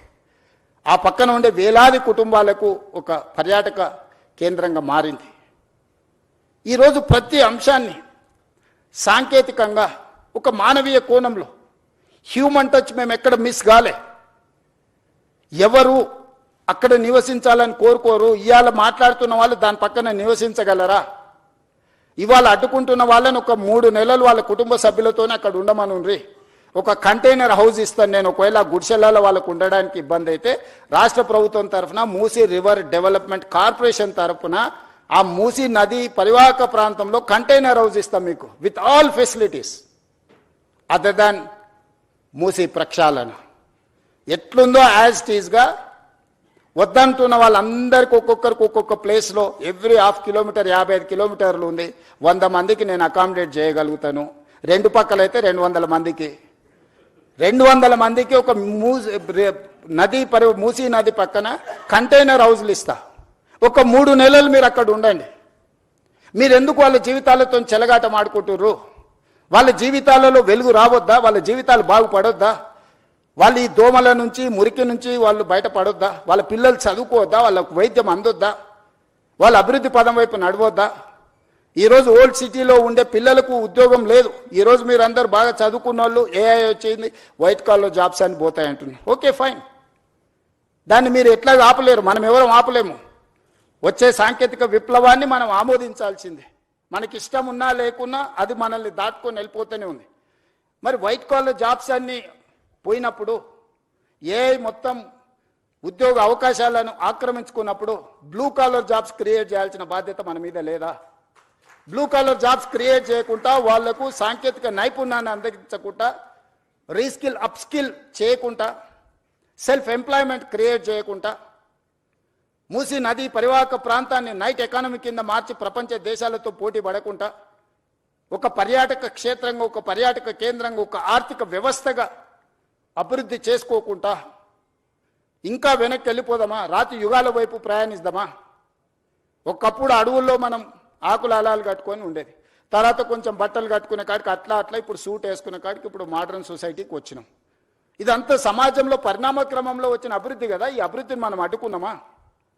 100 సంవత్సరాల క్రితం వచ్చిన వరదల్ని దృష్టిలో పెట్టుకొని నిజాం చేసిన దాంట్లో 10% కూడా ఈరోజు మనం చేయాలనే ప్రయత్నం చేయకపోతే ఈ చరిత్ర మనల్ని క్షమిస్తుందా? ఈ చరిత్ర తిరగ రాసుకోవాల్సిన అవసరము, ఇప్పుడు రాయకపోతే ఎప్పుడు రాయలేమన్న పరిస్థితులు ఈ మేధావులకు అర్థం కావడం లేదా? ఇవాళ defence, they don't give even single inch of land, they don't allow you to see that land. Today I wanted to appreciate my army people and my defense minister. He has prepared to give 100+ acres in Bapu Gandhi Sarovar, where our army people are training, Agniveers are training there. They have decided to shift their Agniveer training camp some other place, and they are giving 100+ acres for this Gandhian ideology, where the Musi is going to come up. అంటే దేశ సరిహద్దుల్లో భద్రతగా ఉండి దేశాన్ని కాపాడే వీర సైనికులు కూడా వందలాది ఎకరాల వాళ్ళ భూములను మూసీ నది ప్రక్షాళన కోసం ముందుకొచ్చి అప్పజెప్తుంటే, ఇవి ప్రభుత్వ భూములు చాలా వరకు, లేదా ప్రభుత్వ నిబంధనలకు ప్రైవేట్ భూములు ఉన్నా ప్రభుత్వ నిబంధనలు ఉన్నాయి. ఈరోజు గండిపేట నుంచి బాపు ఘాట్ వరకు 100 మీటర్ల బెడ్ విడ్త్లో నీళ్లు ప్రవహిస్తాయి. బోత్ సైడ్ 50 మీటర్ల బెడ్ విడ్త్లో రోడ్లు, ఇన్ఫ్రాస్ట్రక్చరు, ఎకనామిక్ జోన్, ఎవ్రీథింగ్ వస్తుంది. అంటే నది సెంటర్ నుంచి లెక్క పెడితే ఇటు సైడ్ ఒక 100 మీటర్లు, ఇటు సైడ్ ఒక 100 మీటర్లు, కంప్లీట్గా 200 మీటర్ల లోపలనే నీళ్లను నియంత్రించడమే కాకుండా నీళ్లకు సరైన దారి. ఈరోజు మీరు ఎస్టీ పిల్లల పైప్ లైన్లన్నీ మూసీ నదిలో కట్టిండ్రు, మధ్యలో కట్టిరు. వరద రాగానే అవి అడ్డుకోవడంతో ఆ నీళ్లు కాలనీలకు వస్తున్నాయి. చెత్త వేయడం వల్ల, డెబ్రీస్ వేయడం వల్ల, కన్స్ట్రక్షన్ మెటీరియల్ మొత్తం తీసుకువెళ్ళి డంప్ చేయడం వల్ల అవి నిండడం వల్ల నీళ్ళు అక్కడి వరకు వేగంగా వచ్చి ఆగిపోతున్నాయి. ఒక దగ్గర 500 ఫీట్లు ఉంది, ఒక దగ్గర 50 ఫీట్లు ఉంది మూసీ నది. 500 ఫీట్లలో ఉండే వరద 50 ఫీట్లకు రాగానే మొత్తం నీళ్ళు నిండి వెనక్కి వచ్చి కాలనీలన్నీ నీటిమయం అయిపోతున్నాయి. ఎన్ని వేల మంది నిరాశ్రయులైన, 10 లక్షల మంది పోయినసారి 2019-20లో వరదలు వచ్చినప్పుడు మొత్తం వాళ్ళ సర్వం కోల్పోయినారు. నేను ఎంపీని, ప్రతి కాలనీ నేను తిరిగి వచ్చిన. జల్పల్లిలో ఈరోజు కూడా 1st ఫ్లోర్ వరకు నీళ్ళు వచ్చి ఆగిపోయినాయి, నీళ్లు బయటికి పోవడం లేదు. జల్పల్లి ప్రాంతంలో కాలనీలు మునిగిపోయినాయి. ఈరోజు నీళ్లు మనం ఉన్న ప్రాంతాలకు వస్తలేవు. నీళ్లున్న ప్రాంతాన్ని మనం పోవడం వల్ల వాటికి దారి తెలవక అవి మన దగ్గరకు వస్తున్నాయి. నీళ్లుండే ప్రాంతాన్ని నీళ్లకు వదిలేస్తే నీళ్లు మన దగ్గరికి ఎందుకు వస్తాయి? ఈరోజు కాలనీలకు లేకపోతే సిటీలకు నీళ్లు వస్తున్నాయంటే ఆ నీళ్లు ప్రవహించే చెరువులు కావచ్చు, కుంటలు కావచ్చు, నాలాలు కావచ్చు, మూసీ నది కావచ్చు, ఆ నీటి పరివాహక ప్రాంతాలను మనం ఆక్రమించుకోవడం వల్ల all these are man made disasters. We have created all those disaster. వాటికి ఏ దారి తెలియక మన దారిలోకి వస్తున్నాయి, మన ఇంట్లోకి వస్తున్నాయి. వాటిని పకడ్బందీ ప్రణాళికతోటి మూసీ నది, ఈసా నది, గోదావరి నది నదుల త్రివేణి సంగమాన్ని తీసుకెళ్లి కృష్ణా నదిలో కలవడానికి అవసరమైన అభివృద్ధి కార్యక్రమాలు చేసినప్పుడు ఈ నదులు మన సంస్కృతిని, నాగరికతనే కాదు మన ఆర్థిక ప్రయోజనాన్ని చేకూర్చడానికి, ప్రపంచంలో మన గౌరవాన్ని పెంచడానికి ఉపయోగపడుతుంది. ఈరోజు మూసీ నది పునరుద్ధరణ కార్యక్రమము బ్యూటిఫికేషన్ లేకపోతే లూటిఫికేషన్ అని కొంతమంది తెలివితేటలన్నీ ప్రదర్శించి ఏదైతే మాట్లాడుతుందో, గాంధీ స్టాచ్యూకే 5,000 కోట్లు ఖర్చు పెడుతున్నారు అన్నారు. Hardly we are spending for Gandhi statue 70 crores, maybe I don't know exact calculation, 70-75 crores. They have spent 220 crores for Ambedkar statue. We have not opposed for that. Yes, we need Ambedkar ideology. At the same time, we need Gandhian ideology. Yes, conquer one country without any violence, with peace. He won one war. ప్రపంచంలో ఒక యుద్ధాన్ని శాంతితోని గెలవచ్చని ప్రపంచానికి గొప్ప సందేశం ఇచ్చిన వ్యక్తి ఎవరంటే మహాత్మా గాంధీ. ఒక దేశం యొక్క స్వతంత్రాన్ని శాంతి ద్వారా సాధించిన వాళ్ళు ఈ భూమి మీదనే పుట్టలేదు ఇంతవరకు. ఈ ప్రపంచంలో ఎవరికి అంత గొప్ప చరిత్ర లేదు. 30 సంవత్సరాలు బ్రిటిషర్స్కి వ్యతిరేకంగా పోరాటం చేస్తే గాంధీ మీద కూడా లాఠీ ఎత్తలే. కానీ స్వతంత్రం వచ్చిన 6-7 నెలలనే కొంతమంది బుల్లెట్తో పొట్టన పెట్టుకున్నారు గాంధీని. వాళ్ళు కూడా నీతులు చెప్తారు, ఇంకా నేనేం చెప్పాలి? అందుకే ఈరోజు మీ అందరికీ నా విజ్ఞప్తి ఒకటే, ముందుకెళ్ళడానికి సూచన చేయండి. ఏ పేదవాడికి అన్యాయం జరగని, ఏ పేదవాడిని నిరాశ్రయం చేయం. ఈ ప్రభుత్వం పేదలకు ఇబ్బంది కలిగించడానికి, ఈ ప్రభుత్వం పేదలకు నష్టం కలిగించడానికి, లేకపోతే ఈ ప్రభుత్వం కొంతమంది రియల్ ఎస్టేట్ సంస్థలతో ఆర్థిక ప్రయోజనాల కోసం పనిచేయడం లేదు. ఈ ప్రభుత్వం మన నగరాన్ని, మన రాష్ట్రాన్ని గొప్ప అభివృద్ధి చెందిన నగరంగా, గొప్ప ఆర్థిక రాష్ట్రంగా నిలబెట్టాలనుకుంటున్నాము. ఇందులో మనం అందరం భాగస్వాములము. ఈరోజు మనం చేయబోయే పని 100 సంవత్సరాల క్రితం నిజాం చేసిన పనుల్ని ఈరోజు మనం ఆస్వాదిస్తున్నాము. ఈరోజు మనకు తాగడానికి నీళ్ళంటే గండిపేట వైపు చూడాలి, హిమాయత్ సాగర్ వైపు చూడాలి. పిల్లలు పర్యాటక క్షేత్రానికి వెళ్ళాలనుకుంటే గండిపేట హిమాయత్ సాగర్ దగ్గరికి వెళ్ళాలి. 100 సంవత్సరాల క్రితం వారసత్వ సంపదను నిజాం అందించింది కాబట్టి చార్మినార్ చూడడానికి వెళ్తున్నాం, అంతకంటే ముందున్న గోల్కొండ దగ్గరికి వెళ్తున్నాము. లేకపోతే హైకోర్టు ఈరోజు ఎక్కడున్నది, ఉస్మానియా హాస్పిటల్ ఎక్కడున్నది, సిటీ కాలేజ్ ఎక్కడున్నది, సాలార్జంగ్ మ్యూజియం ఎక్కడున్నది, నిజాం కాలేజ్ ఎక్కడున్నది, ఇవన్నీ గొప్ప వారసత్వ కట్టడాలు. చరిత్రతో పాటు ఒక నాలెడ్జ్ హబ్గా క్రియేట్ చేసింది కాబట్టి ఈరోజు మనం గొప్పగా రాణించగలిగినాము. మనం వచ్చిన తర్వాత గొప్పగా కట్టుకున్నది ఒకటి చెప్పండి. 75 సంవత్సరాల స్వతంత్ర భారతంలో అద్భుతమైన కట్టడం, చరిత్రలో మనకు పేరు తెచ్చిపెట్టగలిగిన కట్టడం ఒక్కటైనా మనం కట్టుకోగలిగినమా? వరంగల్ వెళ్తే వేయి స్తంభాల గుడి చెప్పుకోవాలి, అక్కడికి వెళ్తే రామప్ప మందిరం చెప్పుకోవాలా, ఇంకొక దగ్గరికి వెళ్తే ఇంకొక చరిత్రను చెప్పుకోవాలా, అలంపూర్ వెళ్తే శక్తిపీఠం గురించి చెప్పుకోవాలి, కృష్ణానది పరివాహక ప్రాంతంలో రాజులు కట్టిన గొప్ప గొప్ప మందిరాలను చెప్పుకుంటున్నాను తప్ప మనం చరిత్రకారులం కావాల్సిన అవసరం లేదా? మన చరిత్రను తిరిగి మళ్ళీ రాసుకునే అవకాశం మనకు వచ్చినప్పుడు మనం వదులుకోవాలా? ఈరోజు ప్రాజెక్ట్ కాస్ట్ ఇక్కడ చూపించినాం. 21 కిలోమీటర్స్ ఉస్మాన్ సాగర్ నుంచి Gandhi Sarovar 11.5 kilometers roughly, Himayat Sagar to Gandhi Sarovar 9.5 kilometers roughly. Put together the entire project cost is hardly 6,500 to 7,000 crores. In that project, Gandhi statue and building structure and everything may be 200-250 crores.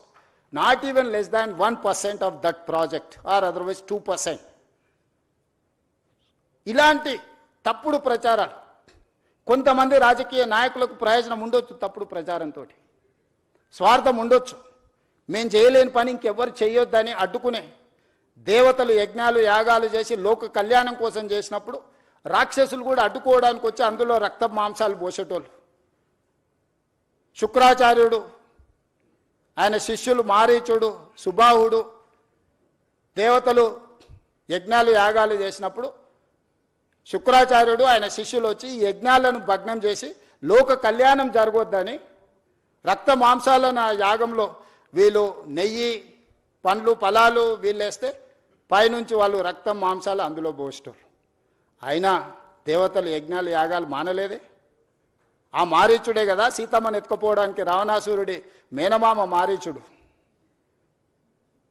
మేనమామను రావణాసురుడు కోరుకుంటే మారీచుడు మాయలేడి రూపంలో వచ్చి సీతను ఎత్తుకోవడానికి పోతే రాముడి చేతిలో మారీచుడు పోయిండు, సుబాహుడు పోయిండు, రావణాసురుడు పోయిండు, అందరు పోయిండు.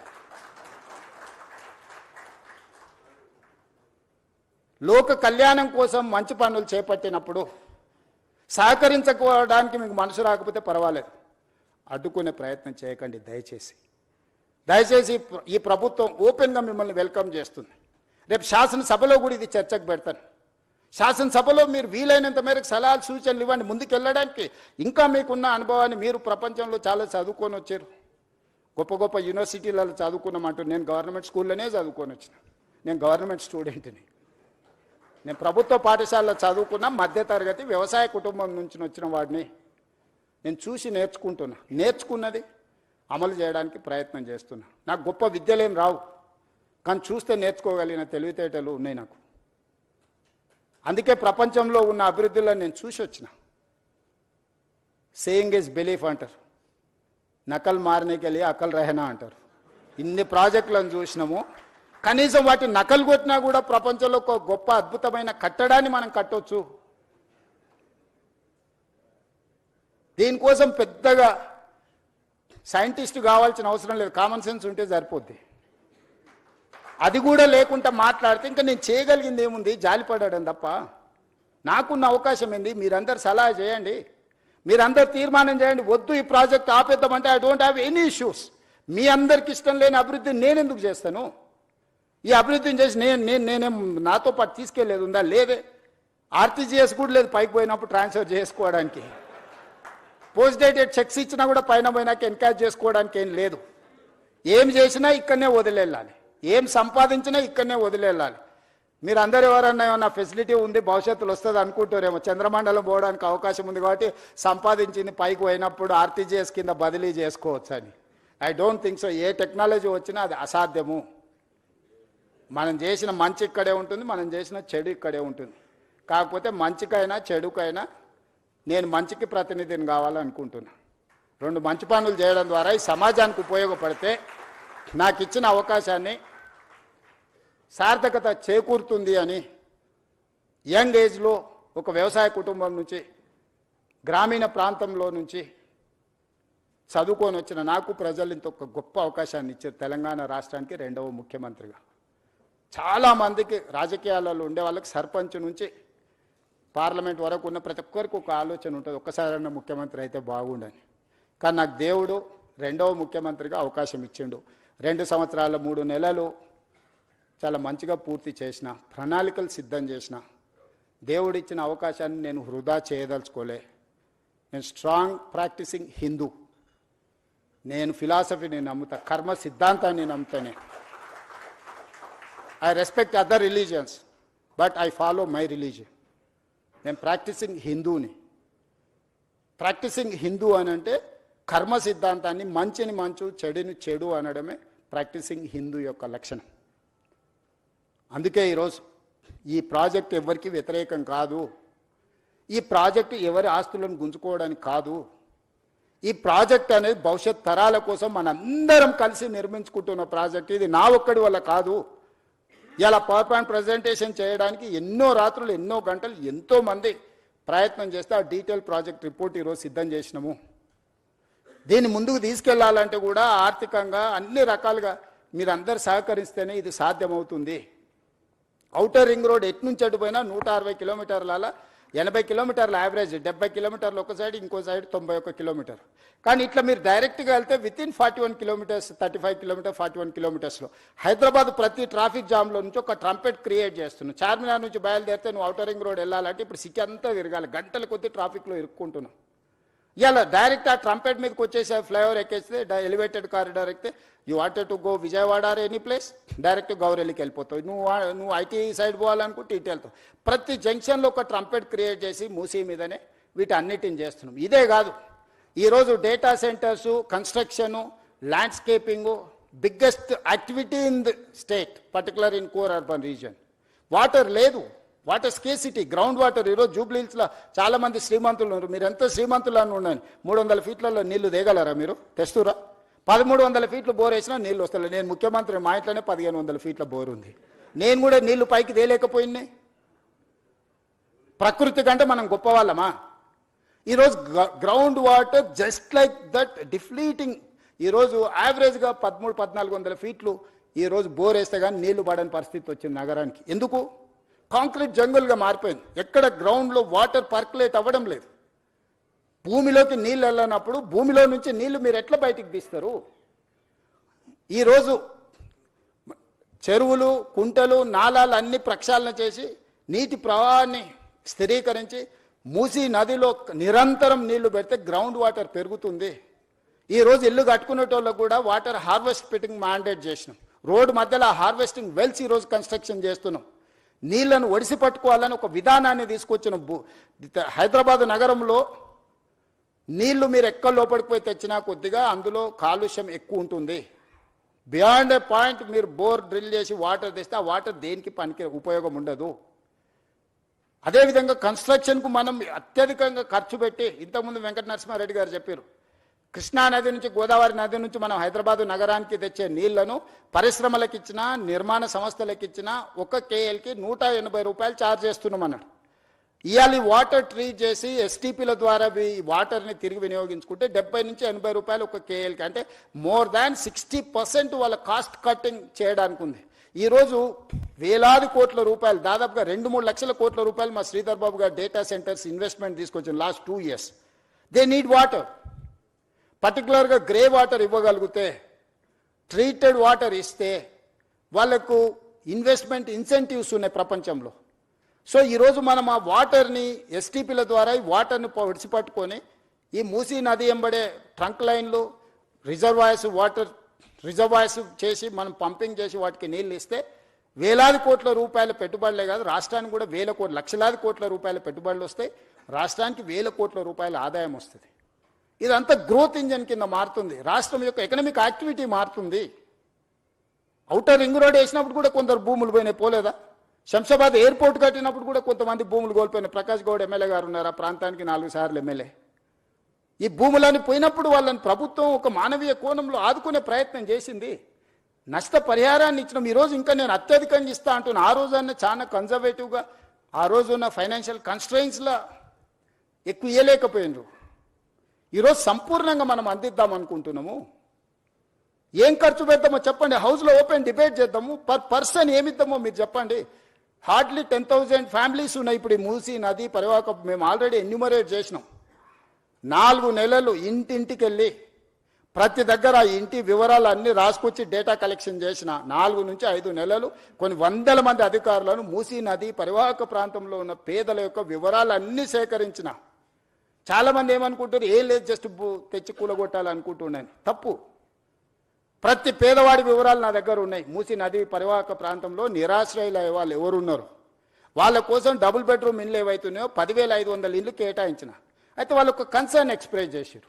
మాకు ఇక్కడ ఉపాధి ఉన్నది, మేము చిన్న చిన్న పనులు చేసుకుంటాం, మేము ఇళ్లలో పని చేసుకుంటాం, మమ్మల్ని తీసుకెళ్ళి అక్కడెక్కడో వేస్తే మాకు ఈ పని పోతుంది, మాకు ఉపాధి పోతుందని నాకు సానుకూలంగా అనిపించింది. అందుకే ఎక్కడికక్కడ ఏరియాలు ప్రభుత్వ భూములలోనే వాళ్ళకి ఇండ్లు కట్టి ఇవ్వాలని ఈరోజు మా భట్టి విక్రమార్క గారు ఆ సంఘాలు వస్తే జన ఆందోళన సంఘంతో కూర్చొని వాళ్ళకి హామీ ఇచ్చిండు. ఈరోజు అంబర్పేట ఎమ్మెల్యే, అంబర్పేటలో 150 ఎకరాల భూమి ఉంది. ప్రభుత్వ కార్యాలయకు పోలీస్ అకాడమీ ట్రైనింగ్కి పోను. ఆ అంబర్పేట శాసనసభ నియోజకవర్గంలో మూసీ నది ఒడ్డున ఉన్న వాళ్ళందరినీ 20-25 ఎకరాలలో అక్కడ వాళ్ళకి ఇళ్లతో పాటు పాఠశాల కట్టి వైద్య సదుపాయాలు అందించి వాళ్ళకు ఒక క్వాలిటీ ఆఫ్ లైఫ్ని ఇవ్వాలని ఈరోజు మేము ప్రణాళికలు చేస్తున్నాం. ఈ పరివాహక ప్రాంతంలో ఎక్కడెక్కడైతే ప్రభుత్వ భూములు ఉన్నాయో ఆ భూముల్లోనే వాళ్ళకు నివాస స్థలాలు ఏర్పాటు చేయడమే కాకుండా వాళ్ళ పిల్లలకు చదువుల కోసం పాఠశాల, వాళ్ళకు వైద్యం అందించి ఆ పక్కనే వాళ్ళకు ఉపాధి కల్పించడానికి ప్రయత్నం చేస్తాం. असदुद्दीन ओवैसी गाరు, अकबरुद्दीन ओवैसी गाరు వాళ్ళు మాట్లాడినారు. వాళ్ళ ఎమ్మెల్యేలు బలాల గారు ఎమ్మెల్యేలు అంతా మాట్లాడినారు. सर आप ये हमारे जितने भी लोग हैं यहाँ छोटे मोटे काम करके जी लेते हैं, उन लोगों को आप दूर दूर लेके गए तो मुश्किल हो जाएंगे, हमारे लिए तकलीफ है. उनके सुझाव हम लिए. आने वाले दिनों में हम जहां वहां जो असेंबली एरिया में जो मूसी के अगल बगल में जितने भी लोग हैं वहां का वहीं हम लोग उन लोगों को जगह ढूंढ कर घर बना के देंगे. हम लोग हम क्यों ऐसी सड़क पे छोड़ेंगे? हम उनके परिवार है, वो सब लोग चाहे तो मैं मुख्यमंत्री बने. उन लोगों को दुखी देने के लिए, नुकसान करने के लिए हम मुख्यमंत्री नहीं बना. मैं उन लोगों को वो मेरा मुझे चाहता है, वो लोग दुआ दिए वो लोग, इसीलिए आज मुख्यमंत्री 2 साल मैं कामयाब हो गए. उन लोगों को क्यों मैं नुकसान पहुंचाने के लिए मैं कोशिश करता हूं? क्या दुश्मनी है उन लोगों से? गरीब लोगों से मेरा क्या दुश्मनी है? मैं बड़े बड़े बंगले में, फार्म हाउस में नहीं रहता हूं. मैं भी झोपड़ियों में घूमते रहता हूं, हमेशा गरीबों से मिलजुल के रहता हूं. उन लोगों के तकलीफ, उन लोगों के दिल का धड़कन मैं समझ सकता हूं. उन लोगों के दुखी को दूर करने के लिए मैं कोशिश करूंगा। मैं कुछ चाहे तो बैठकर बात करूंगा। मेरा पूरा सिस्टम खड़ा हुआ है उन लोगों की मदद के लिए। हमारे MLAs, हमारे मिनिस्टर्स, हमारे ऑफिसर सब लोग तैयार है। उन लोगों को जो जो जरूरत है हम लोग पहुंचा देंगे। किसी को दुख को पहुंचाने के लिए हम यहां बैठे नहीं है।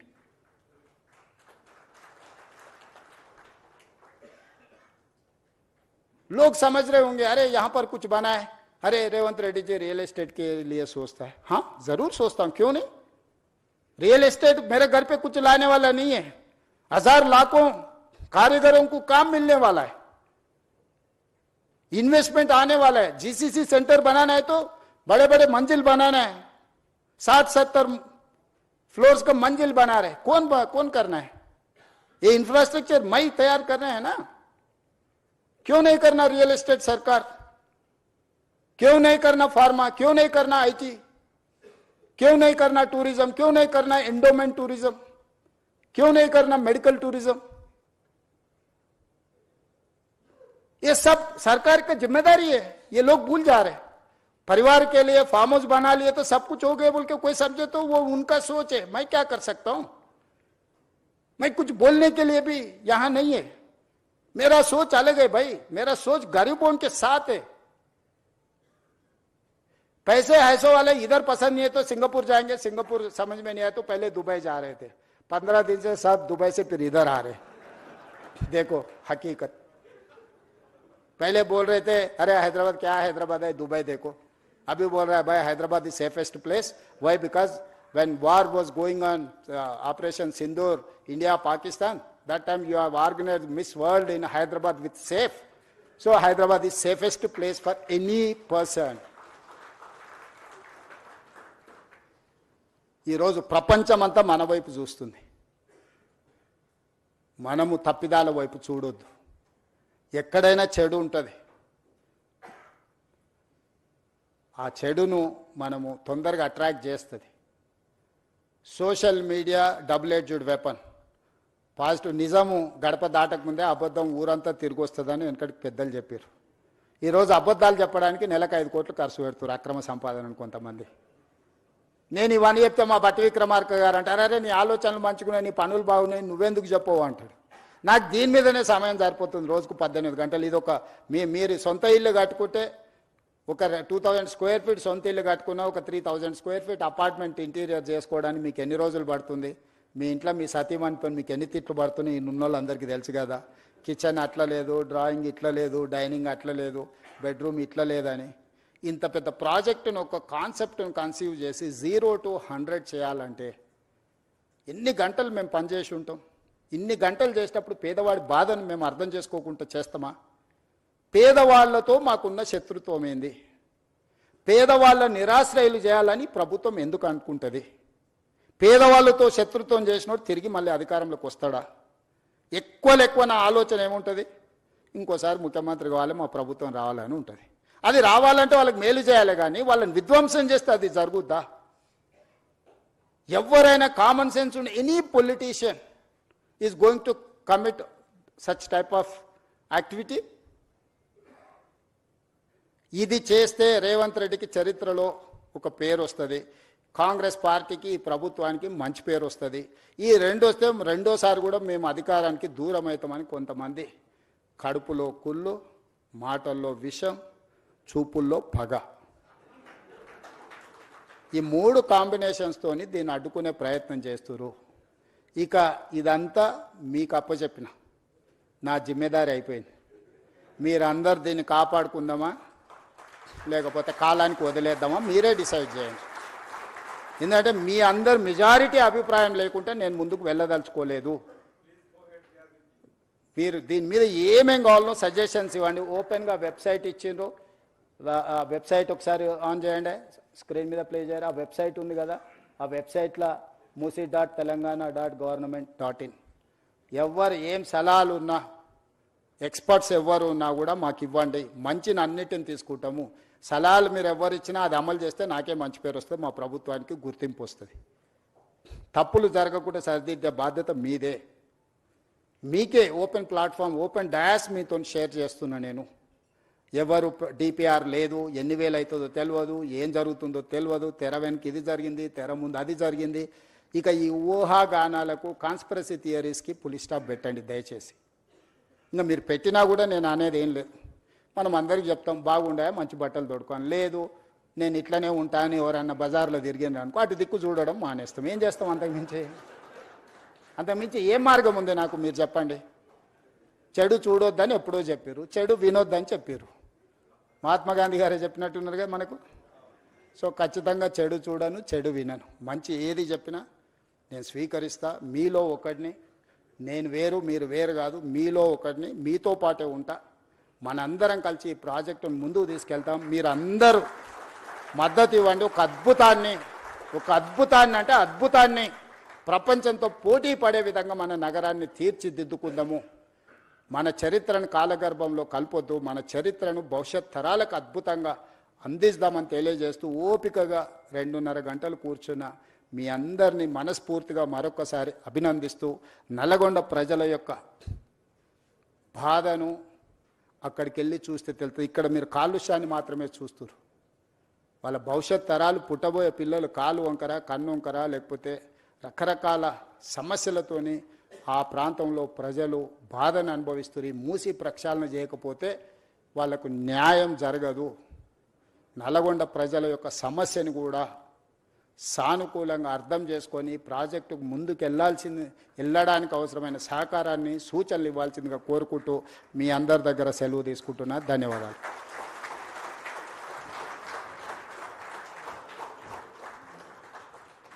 Check. Sir, thank you very much for caring for the citizens of this city and thereby the state with your long-term vision and your relentless effort. Can we give a big round of applause for the Honorable Chief Minister of the state Telangana? This was really impactful, and I request everybody here, all the delegates and special guests here, to tweet about today's event, and whatever, if you have recorded, to tweet it. Let's take this vision of rejuvenating River Musi forward. Requesting all of you to tweet this on all the social media platforms. Thank you very much. Dinner is arranged for every one of you here. Kindly indulge in dinner before you all leave. Thank you very much for this opportunity. Signing off, your show host Sharmila Kasala. Jai Hind, Jai Telangana. Thank you.